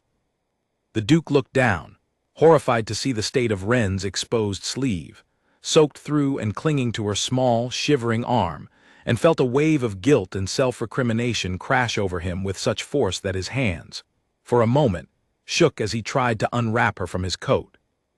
"I did not realize," he said, his voice tight with dismay, working quickly now to strip away the wet garments and wrap her instead in the dry blanket Nora had rushed to fetch from the nearby linen cupboard.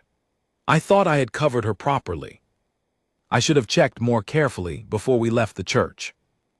Wren, sensing the tension in the room, began to cry, more from the shock of the cold and the sudden flurry of activity around her than any real distress.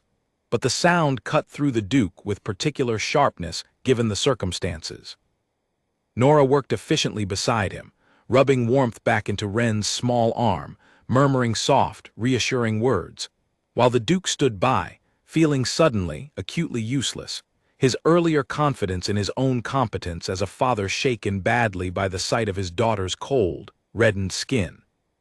Once Wren had been properly dried, warmed, and settled with a cup of warm milk near the sitting-room fire, her earlier distress already fading into contented drowsiness against Nora's shoulder, the nursemaid turned to the Duke with an expression that was not quite scolding, though it carried a weight of honest concern he could not mistake for anything else. "Your Grace," she said carefully, "if I may speak plainly." "Please," he said, still visibly shaken, his eyes not leaving Wren where she sat wrapped snugly in blankets, blinking sleepily at the fire. "You carried her wrong," Nora said, not unkindly but without softening the truth either. "Not out of carelessness, I know that. But you held her too high against your shoulder, with her arm free below the edge of your coat, rather than tucking her fully inside where your own body heat could shield her properly. It is an easy mistake, one many new parents make, but it is worth understanding for next time, especially in weather such as this." The Duke absorbed this in silence, something heavier than simple embarrassment settling over him. He had carried Wren countless times over the past 3 years, through gardens and hallways and nursery visits without incident, and had believed, without ever fully examining the assumption that he had long since mastered this most basic task of fatherhood. Tonight's mistake, small as it was in the end, thankfully causing no lasting harm, had cracked open a doubt he had been quietly carrying for weeks. Ever since Cassius's threatening visit had first forced him to seriously consider whether he was truly equipped for the responsibility he had taken on so completely. "Is this how you carry a daughter?" he asked quietly, almost to himself, the question slipping out before he had fully decided to voice it aloud. It was not quite a question directed at Nora, though she was the only other person in the room to hear it. It was, more truthfully, a question directed inward, at the uncertain, self-taught man who had spent 3 years learning fatherhood entirely by instinct and error, with no one ever having properly shown him how. Nora glanced up, surprised by the raw vulnerability in his voice, so unlike the composed, authoritative manner he usually maintained even in difficult moments. "Your Grace." He shook his head slightly, as though trying to clear the thought, but it had already taken root too deeply to be so easily dismissed. "I have never been taught how to do this, Nora. Not properly. My own father believed affection made children weak, and raised me accordingly, with distance and discipline rather than warmth. I lost my son before I ever had the chance to learn what kind of father I might have become with him. And now I have Ren, and I have been muddling through every single day since that first storm, hoping instinct alone would be enough to make up for everything I was never taught." He looked down at his hands, still faintly damp from the sleet, and let out a breath that carried more weariness than he had allowed himself to show in weeks. "Tonight, I very nearly let her freeze because I did not know something as simple as how to properly hold a child against my own body in bad weather. What else have I failed to learn that I do not yet know I am missing?" Nora considered him for a long moment, her earlier gentle scolding softening into something closer to sympathy. She settled Ren more comfortably against the cushions, the child now fully asleep, and turned to face the Duke directly. "Your Grace, if I may say something that is perhaps not my place to say." "Please," he said again, and this time there was something almost pleading in the request. "No one is taught how to carry a daughter, not really," Nora said carefully. "Not in the way you mean. There is no lesson, no book, no single conversation that prepares anyone fully for it. My own mother raised 6 children and told me more than once that she learned something new about mothering with each and every one of them, right up until the day she died, still uncertain some mornings whether she was doing right by us. Fatherhood, motherhood, whatever name we give it, it is not a skill mastered once and then simply performed correctly forever after. It is learned again and again in small moments, often through mistakes exactly like tonight's. Mistakes that teach us something we then carry forward into every moment that follows." The Duke listened, something in his chest loosening slightly at her words, though the doubt had not entirely lifted. "But how do I know I am learning quickly enough? How do I know some future mistake will not be far more costly than a bit of sleet against her arm?" "You do not know," Nora said simply, with the plain, unadorned honesty of someone who had clearly given the question serious thought before. "No parent knows that, Your Grace, whatever confidence they might project to the world. But I have watched you with her for over a year now, and I can tell you plainly what I have observed. You notice her. You worry over her comfort, her happiness, her safety, in ways that go far beyond simple duty. Tonight, the very moment you realized your mistake, your first thought was not to excuse yourself, but to correct it immediately and understand how to avoid it in the future. That instinct, Your Grace, that willingness to notice, to worry, to correct yourself and keep trying, that is the entire foundation of good parenting. Everything else, the specific skills, the small technical lessons about how best to carry a child through sleet, those can be learned along the way. But the care underneath it, the care that makes you ask the question at all, that cannot be taught. Either it is there or it is not.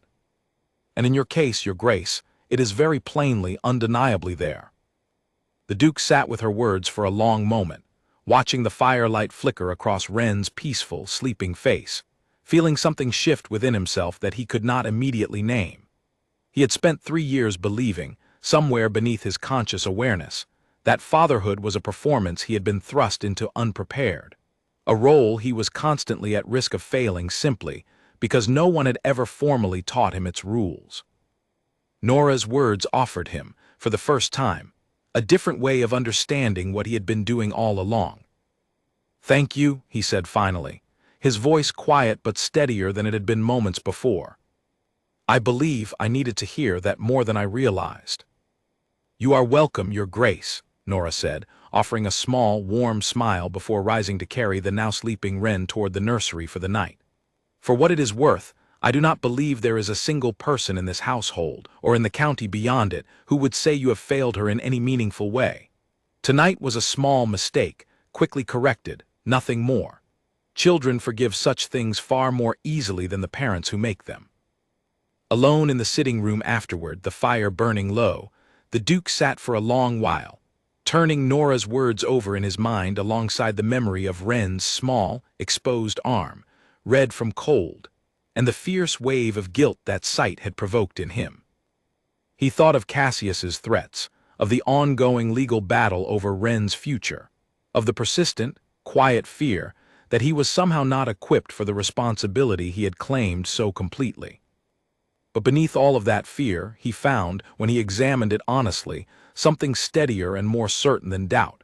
He had noticed her cold arm the instant he set her down. He had felt the guilt of his mistake as sharply as any physical pain. He had asked, without shame, for guidance on how to do better next time. Whatever gaps remained in his knowledge, whatever lessons he had never formally received from his own distant, disciplined father, the underlying instinct Nora had described, the care that made him notice, worry, and correct himself, that instinct had never once failed him, not since the night he first knelt beside a stranger's abandoned child and found he could not bring himself to send her away. He rose from his chair some time later, the fire nearly extinguished, and made his way quietly up to the nursery, where Nora had already settled Wren into her cradle for the night. He stood beside it for a long while, watching his daughter sleep, her small arm now warm and safe beneath thick blankets, and allowed himself, finally, to release some of the fear that had gripped him since that frightening walk home through the storm. He did not yet know all the answers. He would, he suspected, spend the rest of his life discovering new mistakes to correct, new lessons no one had thought to teach him in advance. But he understood now, more clearly than he had before tonight's small crisis forced the question into the open, that being taught and being capable were not, in the end, the same thing at all. He had never been taught how to carry a daughter. But 3 years of instinct, of trial and error, of a love that had grown steadily and completely without any guide but his own determination to do right by her, had taught him something Nora's words had finally given him permission to believe fully. The next morning brought clearer skies, the storm having passed as quickly as it arrived, leaving the fields around Ashcombe glazed with a thin, glittering layer of frost that caught the pale winter sunlight in a way that would have seemed beautiful under different circumstances. The Duke rose early, checked on Wren himself before breakfast, relieved to find her fully recovered from the previous evening's chill, already chattering happily to Nora about some elaborate imaginary adventure involving the wooden fox from her collection of animals. He was still watching her from the nursery doorway, unwilling to interrupt the easy, unguarded happiness of the scene, when Edmund appeared behind him with a message that Mr. Finch had arrived unexpectedly and wished to speak with him at once, his tone suggesting urgency rather than routine business. He found the solicitor waiting in the study, a thick folder of papers spread across the desk, his expression carrying an unusual mixture of caution and barely suppressed excitement that immediately caught the Duke's attention. "Your Grace, forgive the early hour," Mr. Finch began, "but I judged this news important enough to warrant an immediate visit rather than waiting for our regular appointment. The inquiry regarding the embroidery pattern has finally yielded a result." The Duke's chest tightened, memories of the previous night's doubts still fresh enough that he felt a fresh wave of uncertainty at the prospect of finally learning something concrete about Wren's origins. "What have you found?" "A family name, Your Grace, and a location. The pattern matches needlework associated with the Ashford family minor gentry from the northern county of Denhalow, though I must caution you immediately that the family in question suffered a considerable scandal some years back, one that led to their name being largely erased from polite society's memory. Precisely what became of them afterward remains unclear, which is why the search took so long to bear fruit at all. What sort of scandal? The Duke asked, though something in his gut already anticipated an answer he would not entirely welcome. The details remain incomplete, Mr. Finch admitted, but preliminary inquiries suggest the family's only daughter fell into disgrace some 4 years ago, cast out by her own relations under circumstances the local gossip of the time described only in vague, unkind terms. Whether that daughter is connected to Wren's parentage, I cannot yet say with certainty, but the timing aligns closely enough with Wren's birth that I believe it warrants further investigation. The Duke sat down slowly, absorbing this information alongside the exhaustion still lingering from the previous night's storm and its accompanying doubts. A disgraced daughter, cast out by her family, quietly giving birth to a child she could not keep and could not claim, desperate enough on a bitter winter night to leave that child at the gates of a stranger's estate rather than risk the scandal, or the danger, of raising her alone. It was not proof, not yet, but it fit the shape of the mystery with an uncomfortable, plausible weight that the Duke could not easily dismiss. "Find her," he said finally, his voice steady despite the churn of emotion beneath it. "Whoever she is, wherever she has gone, if there is any chance she is Wren's mother, I want to know, before Cassius's solicitors find her first and twist whatever truth exists into something that serves his claim rather than Wren's welfare." "I will begin at once, Your Grace," Mr. Finch said, already gathering his papers. "Though I must warn you again, whatever we find may not be simple, and it may not arrive in time to settle matters before your cousin's challenge reaches the courts." "I understand the risk," the Duke said, "but I would rather face whatever truth exists than let Wren's future be decided by men who care nothing for her, armed with half-truths and convenient assumptions." After Mr. Finch departed, the Duke returned once more to the nursery doorway, watching Wren for a long moment before finally stepping inside to join her small, imaginary adventure already well underway across the floor. Whatever the coming weeks revealed about her true origins, whatever new mistakes he had yet to make and correct in the long, uncertain work of raising her, he understood now, more fully than he had before last night's frightening walk home through the storm, that the answer to the question that had haunted him for so long was simpler than he had allowed himself to believe. He was already, despite every uncertainty, exactly the father Wren needed him to be. The letter arrived at Ashcombe on a cold morning in early March, carried by a rider Mr. Finch had sent directly from Denhollow, and the moment the Duke broke the seal and began reading, he understood that whatever answers it contained would change the shape of everything that came after. Mr. Finch's investigation, patient and thorough over the preceding weeks, had finally traced the Ashford family to a small, unremarkable cottage on the outskirts of Denhollow, far removed from the modest gentry standing they had once held before scandal stripped it away. The family patriarch had died 2 winters past, broken, by all accounts, by the shame his own household had suffered. His widow lived on in reduced circumstances, tending a small garden and taking in mending work to survive, largely shunned by neighbors who still remembered, and judged, the disgrace that had befallen her family years before. Their daughter, Eleanor Ashford, had vanished from Denhollow entirely some 4 years earlier, cast out by her own father after circumstances the letter described only delicately, in the careful, evasive language solicitors favored when discussing matters of feminine reputation. She had been sent away, quietly, to live with a distant relation in a neighboring county, ostensibly to recover from an unspecified illness, though local gossip at the time had guessed at a far more delicate truth. She had never returned to Denhollow. Her family had not spoken her name publicly since. Mr. Finch's rider had located that distant relation as well, an elderly aunt now living alone, who, after considerable persuasion and the promise of complete discretion, had finally agreed to speak plainly about what had truly happened to Eleanor during those missing years. Eleanor had arrived at her aunt's home already carrying a child. The result, the aunt explained carefully, of an attachment to a young man of no fortune or standing. A match her father would never have permitted, discovered and ended cruelly before Eleanor even realized she was with child.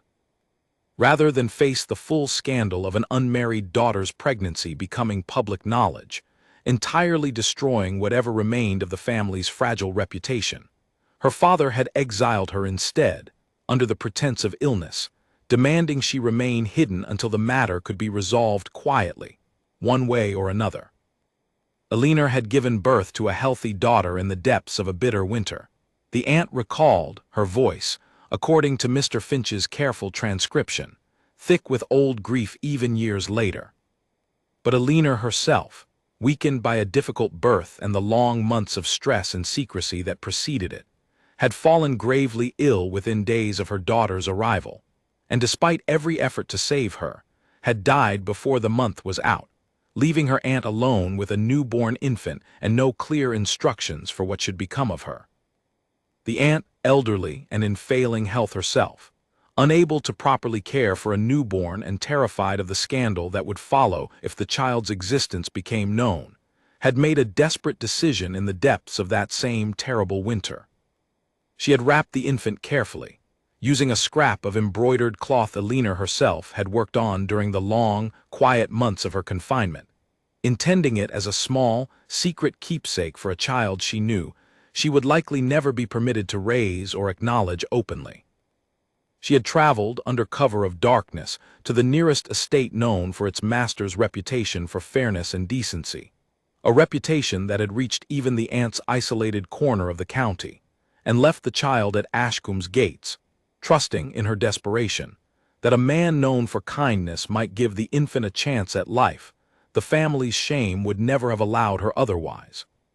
She had never spoken of it since, the letter explained, too fearful of the consequences, too consumed by her own grief over Eleanor's death, until Mr. Finch's careful, persistent inquiries finally convinced her that the truth might now serve rather than harm the child she had once been forced to abandon. The Duke read the letter twice through, sitting alone in his study long after the messenger had departed, feeling the full weight of Eleanor Ashford's brief, tragic life settle over him with a grief that surprised him in its intensity, grief for a young woman he had never met, whose only crime had been loving unwisely and paying a price far greater than the offense deserved. Wren was not, as some cruel corner of the county's gossip had occasionally speculated, the product of scandal born of carelessness or indifference. She was the daughter of a young woman who had loved deeply enough to risk everything, and who had died in the end, wanting nothing more than for her child to survive and be loved, even if she herself could never be the one to provide that love. He found Mrs. Pemberton in the hallway outside his study some time later, and though he said nothing of the letter's contents at first, something in his expression must have conveyed the weight of what he had learned, because she followed him without question into the study and waited, patient and quiet, while he composed himself enough to speak. "We have found her," he said finally, his voice rough with emotion he made no effort to fully disguise. "Wren's mother, her name was Eleanor Ashford." He told Mrs. Pemberton the full story then, every painful detail Mr. Finch's letter contained, and watched her expression shift from cautious curiosity to genuine sorrow as the tragic shape of Eleanor's short life became clear. "The poor girl," Mrs. Pemberton said softly when he had finished. "To lose everything, her family, her reputation, and finally her own life, simply for loving someone her father judged unsuitable. And to still find, even in her final days, the strength to leave her daughter something of herself, that small scrap of embroidery, knowing she would never live to see the child grow." She shook her head slowly, blinking back tears she did not bother to hide. "Wren must know this someday, Your Grace, not the shame the county might attach to it, but the truth of it, that she was loved deeply by a mother who had nothing left to give her but that love itself." "She will know," the Duke said firmly. "When she is old enough to understand it properly, I will tell her everything exactly as it happened, without the cruelty the county's gossip would surely attach to it. Eleanor Ashford deserves to be remembered as more than a scandal, and Wren deserves to know that her mother's final act, whatever grief and fear surrounded it, was one of love, not abandonment. The news, once shared carefully with Mr. Finch, and considered fully in light of the ongoing legal challenge from Cassius, proved to carry unexpected weight in strengthening Wren's legal standing far beyond what the Duke had initially hoped. A documented, traceable lineage, however tragic its circumstances, removed much of the uncertainty that had previously left her adoption vulnerable to challenge. She was no longer simply a foundling of unknown origin. She was Alina Ashford's daughter, born of a family with a real name and a real, if painful, history, a fact that Mr. Finch assured the Duke would considerably weaken whatever argument Cassius's solicitors intended to bring before the courts. "It is not only useful for the legal proceedings, Your Grace," Mr. Finch added, during the conversation in which he explained the implications of the discovery. "It is, I think, a gift you can eventually give the child herself. Many foundlings live their entire lives never knowing where they came from, carrying that absence with them regardless of how loved they might otherwise be. Wren will not have to carry that particular burden. Whatever grief surrounds her mother's story, she will at least know the truth of it, rather than being left to imagine it alone." The Duke considered arranging to meet Alina's mother himself, the disgraced family's remaining matriarch still living in reduced circumstances in Denhollow, wanting to understand more fully the woman whose granddaughter he had come to love as completely as any child of his own blood.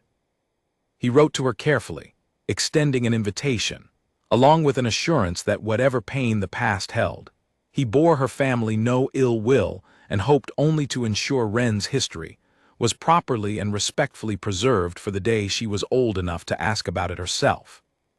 The response, when it finally arrived weeks later, was brief but heartfelt, the shaky handwriting of an elderly woman clearly still burdened by grief and guilt over choices made years before under circumstances that had allowed for no better alternative.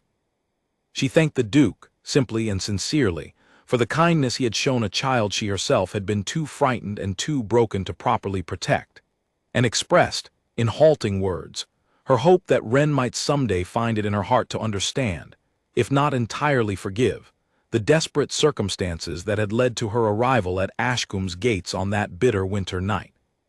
The Duke kept the letter carefully, alongside the small scrap of embroidered cloth that had traveled with Wren from Denhollow to Ashcombe, intending to preserve both for the day his daughter was finally old enough to understand the full, complicated truth of where she had come from, and how deeply, despite every hardship and heartbreak surrounding her birth, she had always, from the very beginning, been loved.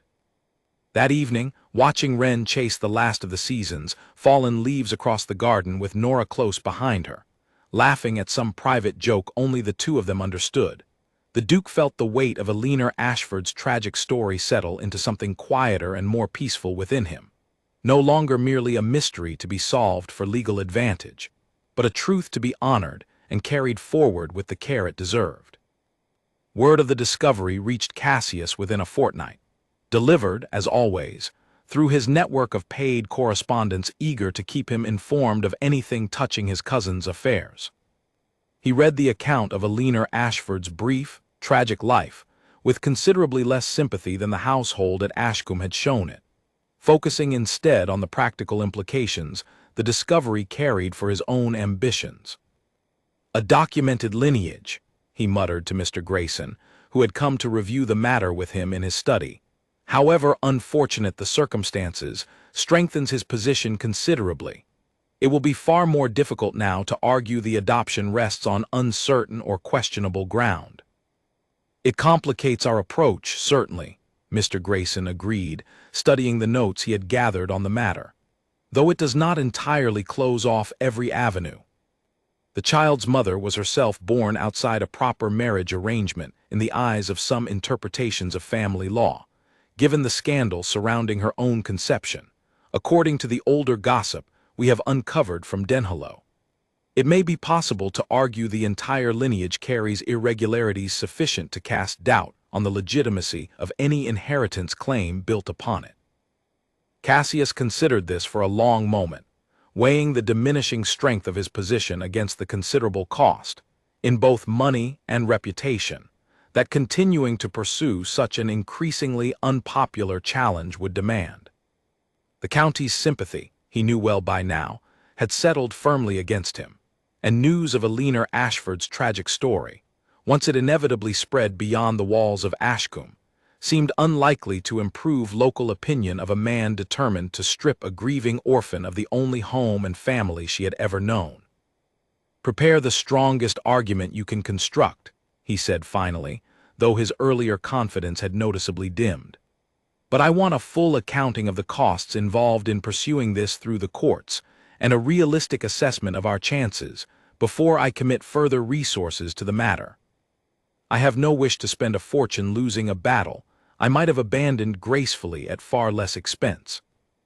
Mr. Grayson promised a full report within the week, and Cassius spent the remainder of that evening alone in his study, staring at the fire, turning over a decision he had once believed simple and now found considerably more complicated than he had anticipated when he first learned of the Duke's foundling daughter nearly a year before. Back at Ashcombe, unaware of the doubts now quietly taking root in his cousin's resolve, the Duke received word from Mr. Finch that a formal court date had finally been set for the following month, the culmination of nearly a year's careful preparation now approaching with an inevitability that filled the household with a mixture of anxious anticipation and cautious hope. "We are as ready as we can be, Your Grace," Mr. Finch assured him, during their final preparatory meeting before the date arrived.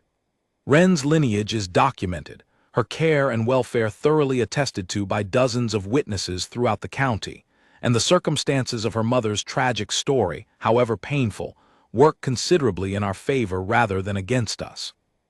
Whatever your cousin's solicitors attempt to argue, I believe we stand on solid ground." The Duke nodded, grateful for the solicitor's confidence, though a quiet unease remained, the particular fear of a father who understood, perhaps more acutely than anyone else in the household, exactly how much stood to be lost should the court rule against them.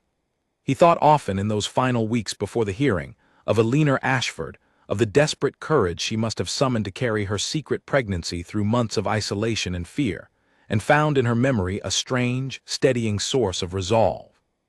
Whatever came of the court's decision, he intended to fight for Wren with every resource available to him, exactly as fiercely as her mother had once fought, in her own quiet, desperate way, to give her daughter a chance at the life she herself would never live to see. The county courthouse was fuller than usual on the morning. The matter of Ashcombe's succession finally came before the judge, word of the case having spread widely enough that curious spectators filled nearly every available seat, eager to witness the resolution of a story that had captivated local gossip for the better part of a year. The Duke arrived early, dressed with careful formality, Mr. Finch beside him carrying a thick collection of documents representing months of patient work. Wren remained at Ashcombe with Nora and Mrs. Pemberton, too young to understand the proceedings and better spared. The Duke had decided, from the tension and scrutiny of a public courtroom, whatever the outcome might eventually be. Cassius arrived shortly after, accompanied by Mr. Grayson, his expression carrying none of the confident, calculating charm he had displayed during his earlier visits to Ashcombe.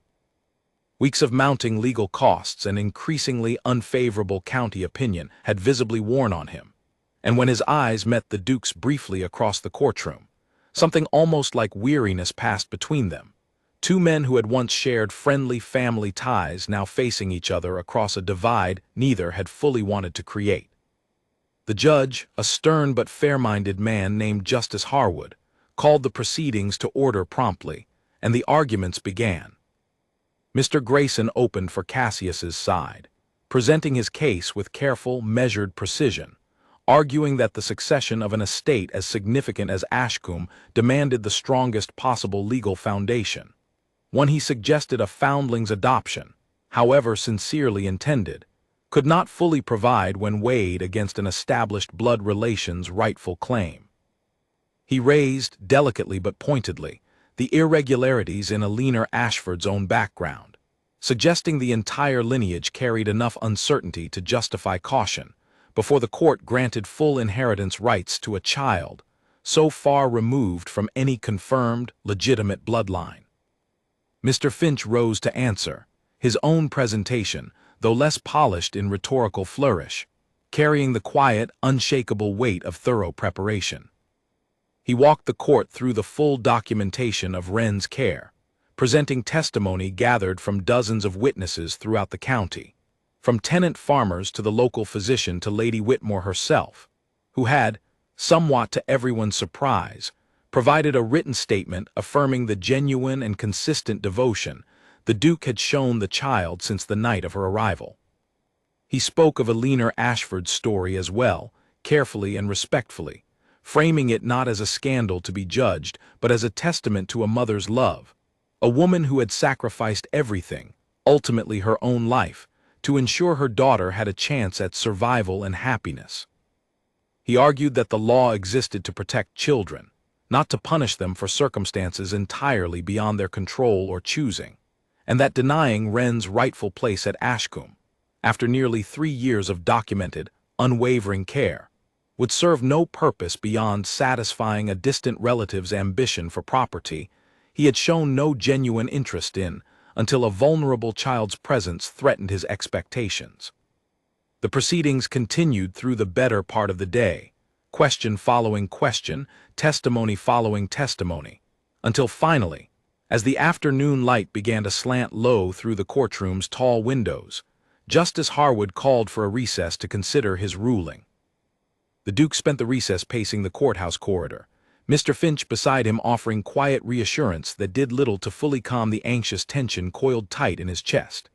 He thought, during those long, uncertain minutes, of Eleanor Ashford's desperate courage, of the small embroidered scrap of cloth that had carried her final act of love across the miles to Ashcombe's gates, of the fierce, uncomplicated trust in Wren's eyes every time she called out for him across a room.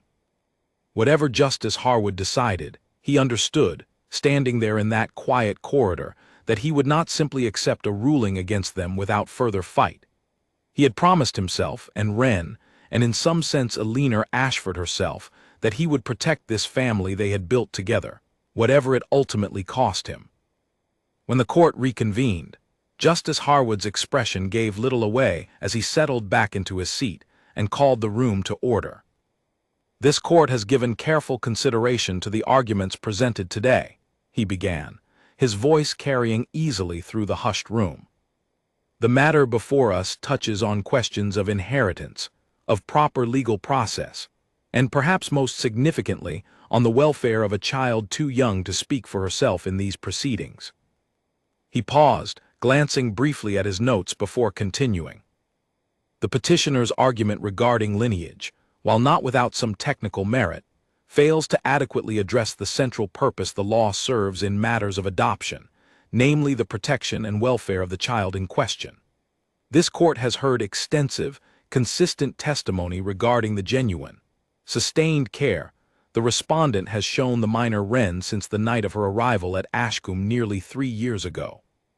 That care has been documented not merely through the respondent's own testimony, but through dozens of independent witnesses throughout the county, painting a clear and unambiguous picture of a father devoted to his daughter's well-being in every meaningful sense of the word." The Duke felt his chest tighten, hope and fear warring within him as Justice Harwood continued. "Regarding the irregularities in the child's maternal lineage, this court finds no legal basis to hold a child accountable for circumstances entirely beyond her control, nor to punish her for choices made by others long before her birth. The law exists to serve justice, not merely convenience, and this court sees no justice in stripping a beloved, well-cared-for child of the only home and family she has ever known, simply to satisfy a distant relative's claim to an inheritance he showed no genuine interest in pursuing, until circumstances presented an unexpected opportunity." A murmur ran through the courtroom, quickly silenced as Justice Harwood raised his hand for continued attention. "This court therefore rules in favor of the respondent. The adoption of the minor Wren by Duke Alaric Voss is confirmed as fully legitimate under the law, and she is hereby recognized as his rightful heir, entitled to all privileges and protections that status affords, including the eventual succession of the Ashcombe estate and its holdings, superseding any competing claim raised in these proceedings. The gavel fell, sharp and final, and for a long moment the Duke simply stood there, unable to fully process the weight of what had just been decided, relief and joy crashing over him with such force that he barely registered Mr. Finch's hand on his shoulder, offering quiet, heartfelt congratulations. Across the courtroom, Cassius sat motionless for a moment before finally rising, his expression carefully composed despite the evident disappointment beneath it. He approached the Duke briefly before leaving, extending a hand that carried, for the first time in their long, difficult dispute, something that resembled genuine, if reluctant, respect. "You have won, cousin," he said quietly.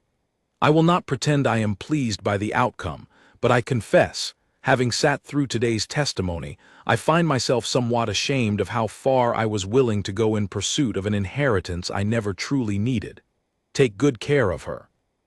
Whatever else has passed between us, she deserves that much at least."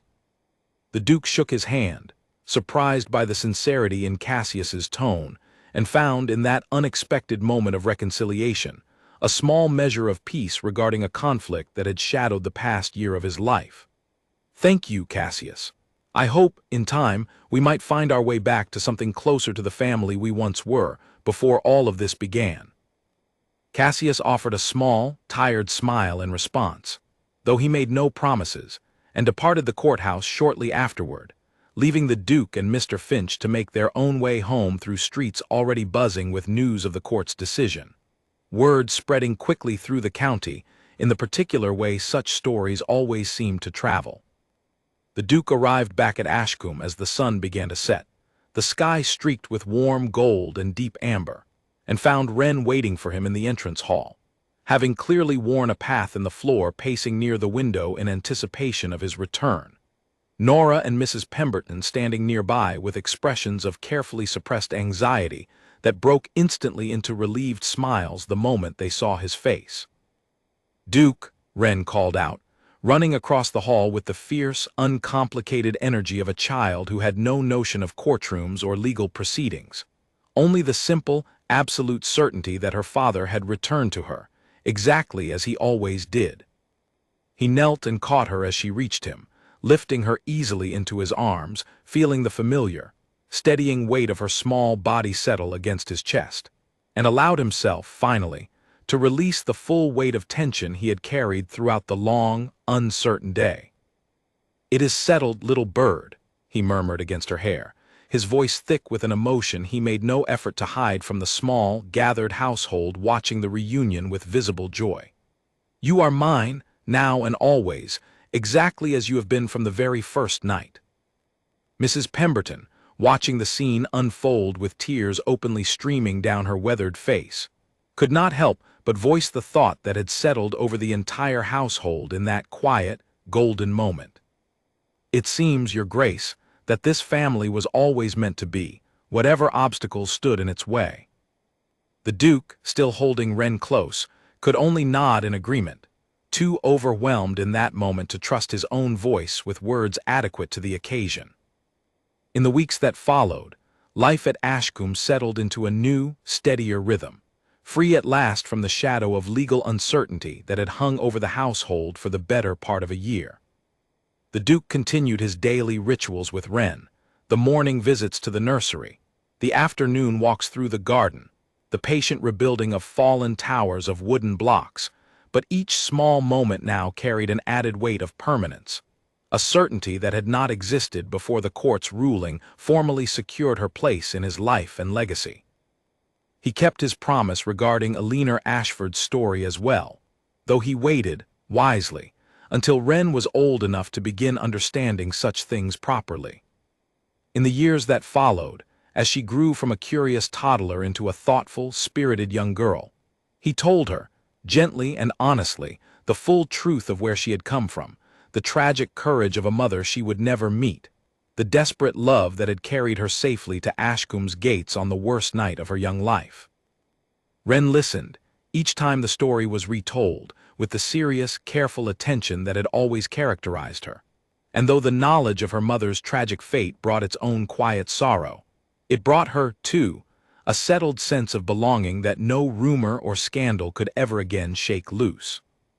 The Duke never fully forgot the lessons those difficult early years had taught him, particularly the hard truth Nora Whitfield had offered him on that stormy January night. The understanding that no one is ever fully taught how to carry a daughter, how to be a father, how to build a family from circumstances no one could have planned or prepared for in advance.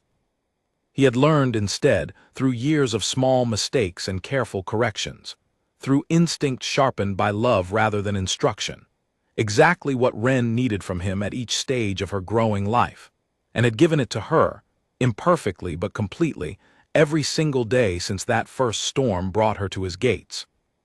Years later, long after Cassius's challenge had faded into little more than an old story occasionally retold at county gatherings, long after the scandal surrounding Alina Ashford's memory had softened into something closer to quiet, respectful sympathy, the Duke would sometimes stand at the nursery window where it had all begun, watching Wren, grown now into a confident, capable young woman, preparing to eventually inherit the estate that had once nearly been taken from her.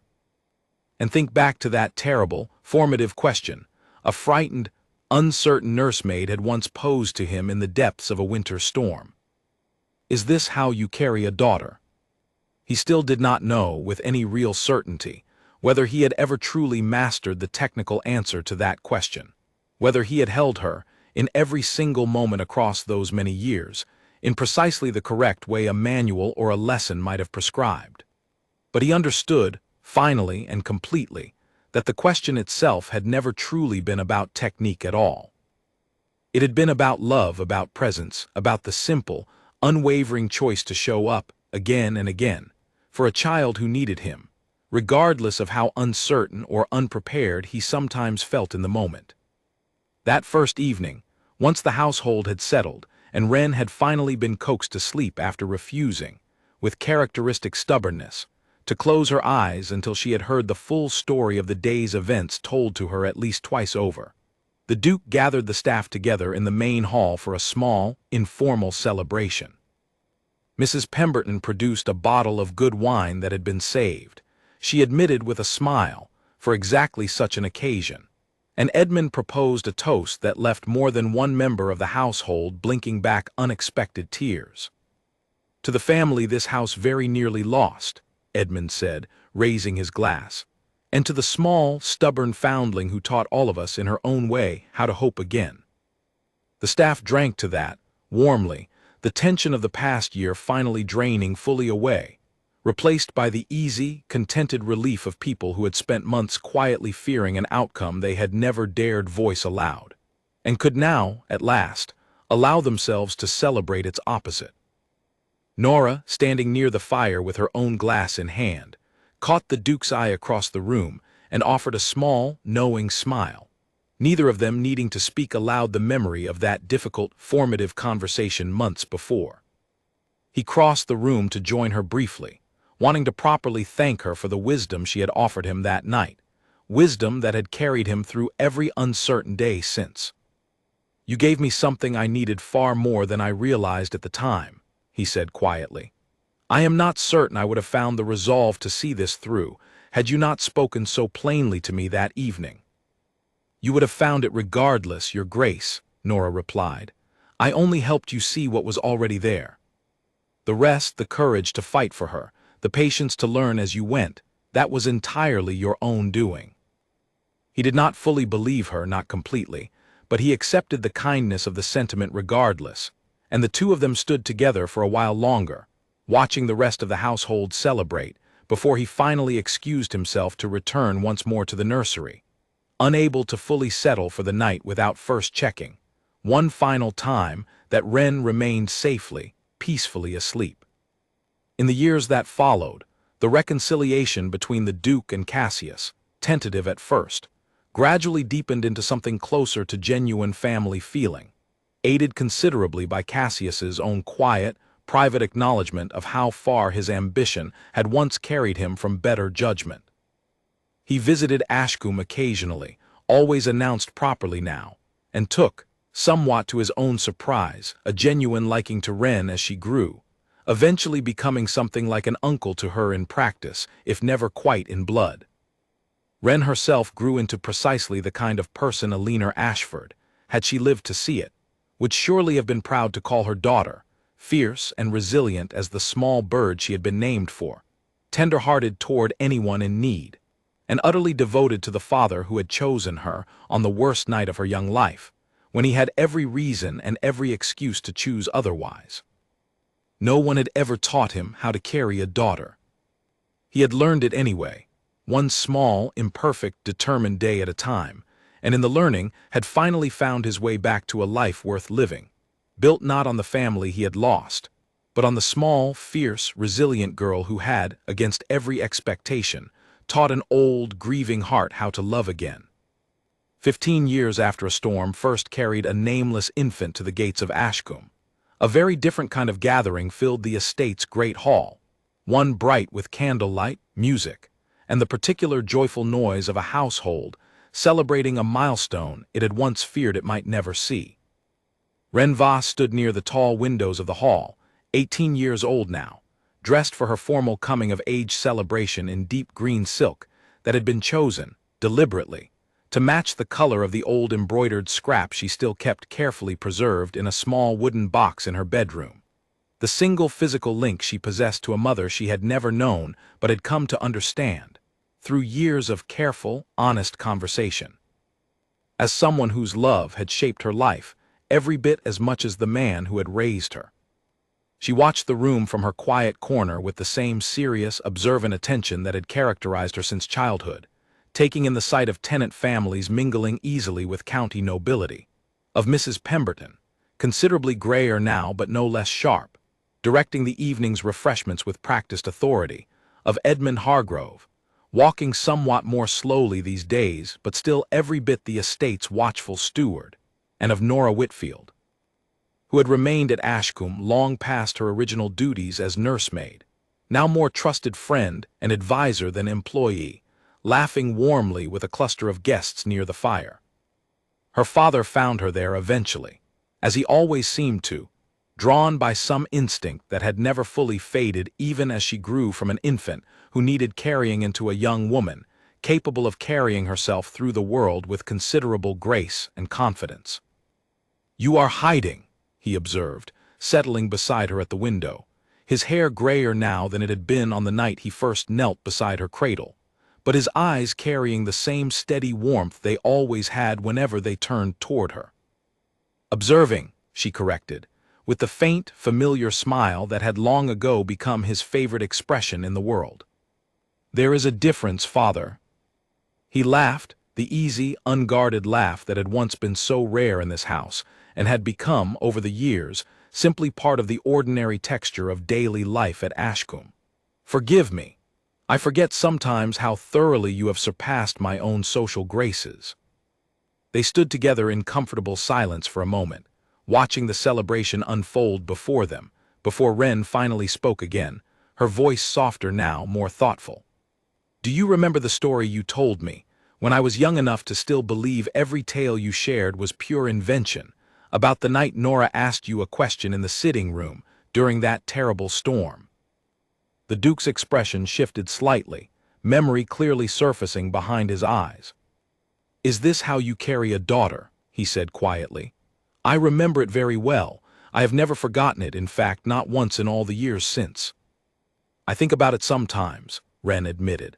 "Not the question itself exactly, but what you told me you learned from it, that no one is ever fully taught how to be a parent, that it is something learned instead, through trying and failing and trying again." She turned to look at him directly, something serious and searching in her expression despite the festive noise surrounding them. "I used to wonder when I was younger whether you regretted it sometimes. Choosing me, I mean.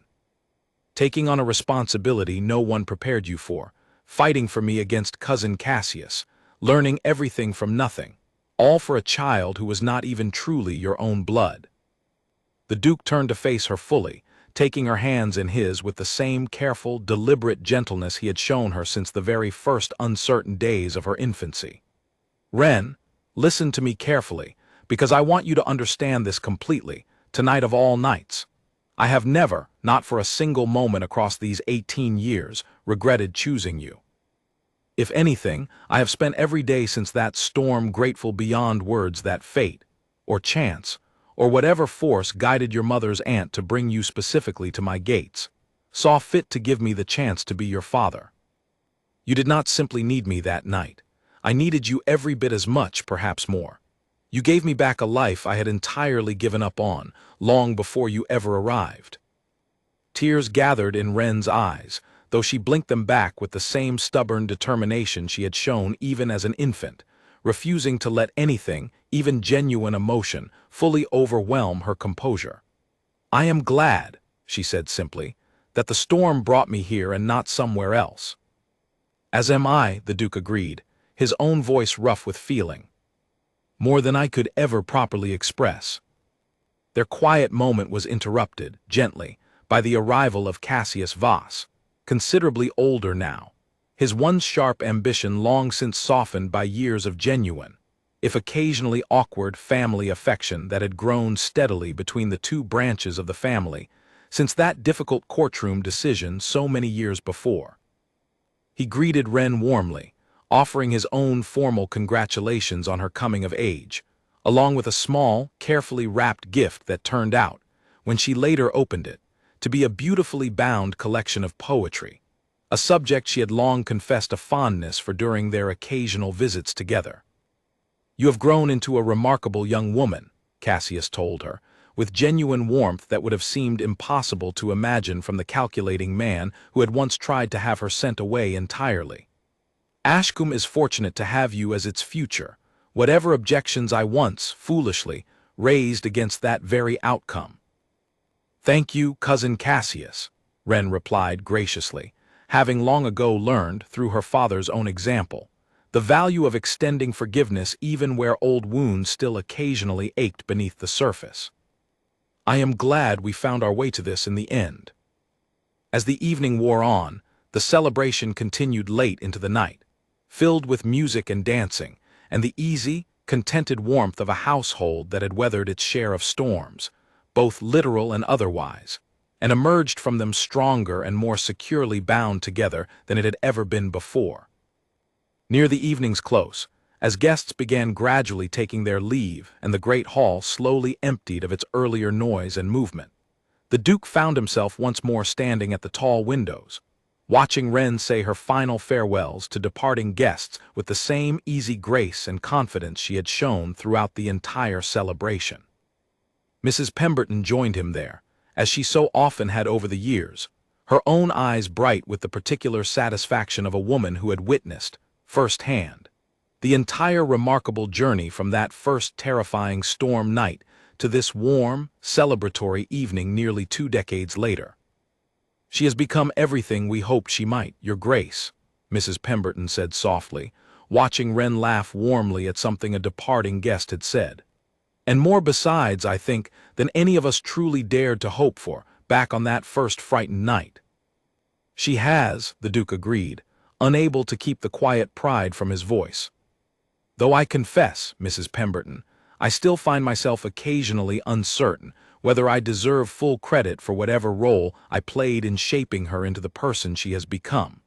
So much of who she is feels entirely her own, independent of anything I taught or provided. Perhaps that is precisely the mark of good parenting, Your Grace, Mrs. Pemberton observed wisely. Not shaping a child entirely into your own image, but providing enough love and security that she felt free to become fully, completely herself. The Duke considered this for a long moment, watching his daughter move gracefully through the emptying hall, greeting the last of the evening's guests with warmth and genuine interest, entirely her own person in every visible way, and yet unmistakably shaped, in countless small ways he could still recognize, by the years of patient, imperfect love he had offered her since that very first storm. He thought, standing there in the quiet, candle-lit hall of a leaner Ashford, of the desperate courage that had carried her daughter safely to these gates so many years before, and hoped, as he often did on occasions such as this, that somewhere, somehow, she might know what had become of the tiny, fragile infant she had given everything to protect. He hoped she would be proud of the woman Wren had grown into, proud of the family that had formed around her daughter in her absence, proud of the love that had carried Wren through every difficulty life had presented since that terrible winter night. Wren found him there eventually, as the last of the guests finally departed and the great hall settled into peaceful quiet, and crossed the room to join him at the window, slipping her arm through his with the easy familiarity of 18 years of shared history between them. "Thank you, Father," she said softly, resting her head briefly against his shoulder, "for carrying me all those years ago, even though no one had ever taught you how." The Duke smiled, pulling her gently closer, feeling the same fierce, protective love that had first taken root in his chest on that stormy winter night so many years before, a love that had only grown stronger and steadier with every passing year since. "I would carry you 1,000 times over, little bird," he said quietly, using the old nickname that had never quite lost its meaning between them, despite the years that had passed. "However clumsily I might have managed it at the start, you were always worth every uncertain, imperfect effort it took to learn." Outside, beyond the tall windows of Ashcombe's great hall, the night sky stretched clear and calm over the quiet fields. No storm gathering on the horizon this time, only peaceful, ordinary darkness settling gently over a home that had, against every early fear and uncertainty, become exactly what it was always meant to be. A family built not from blood alone, but from choice, from courage, and from a love that had, in the end, taught an uncertain man everything he needed to know about carrying a daughter, one determined, imperfect day at a time. Long after the candles in the great hall had been extinguished, and the household had finally settled into sleep, the Duke made one last quiet visit to the small wooden box in Wren's room where the old, embroidered scrap of cloth still rested, carefully preserved after all these years. He did not disturb it, only looked at it for a moment in the moonlight streaming through the window, remembering the frightened, uncertain man he had once been, and the small, fierce infant who had, without ever intending to, shown him the way back to a life worth living. Then he closed the door softly behind him and walked the familiar halls of Ashcombe toward his own quiet rest, carrying with him, as he always had since that first storm, the quiet, unshakable certainty that whatever else the future might hold, he had in the end learned exactly how to carry a daughter.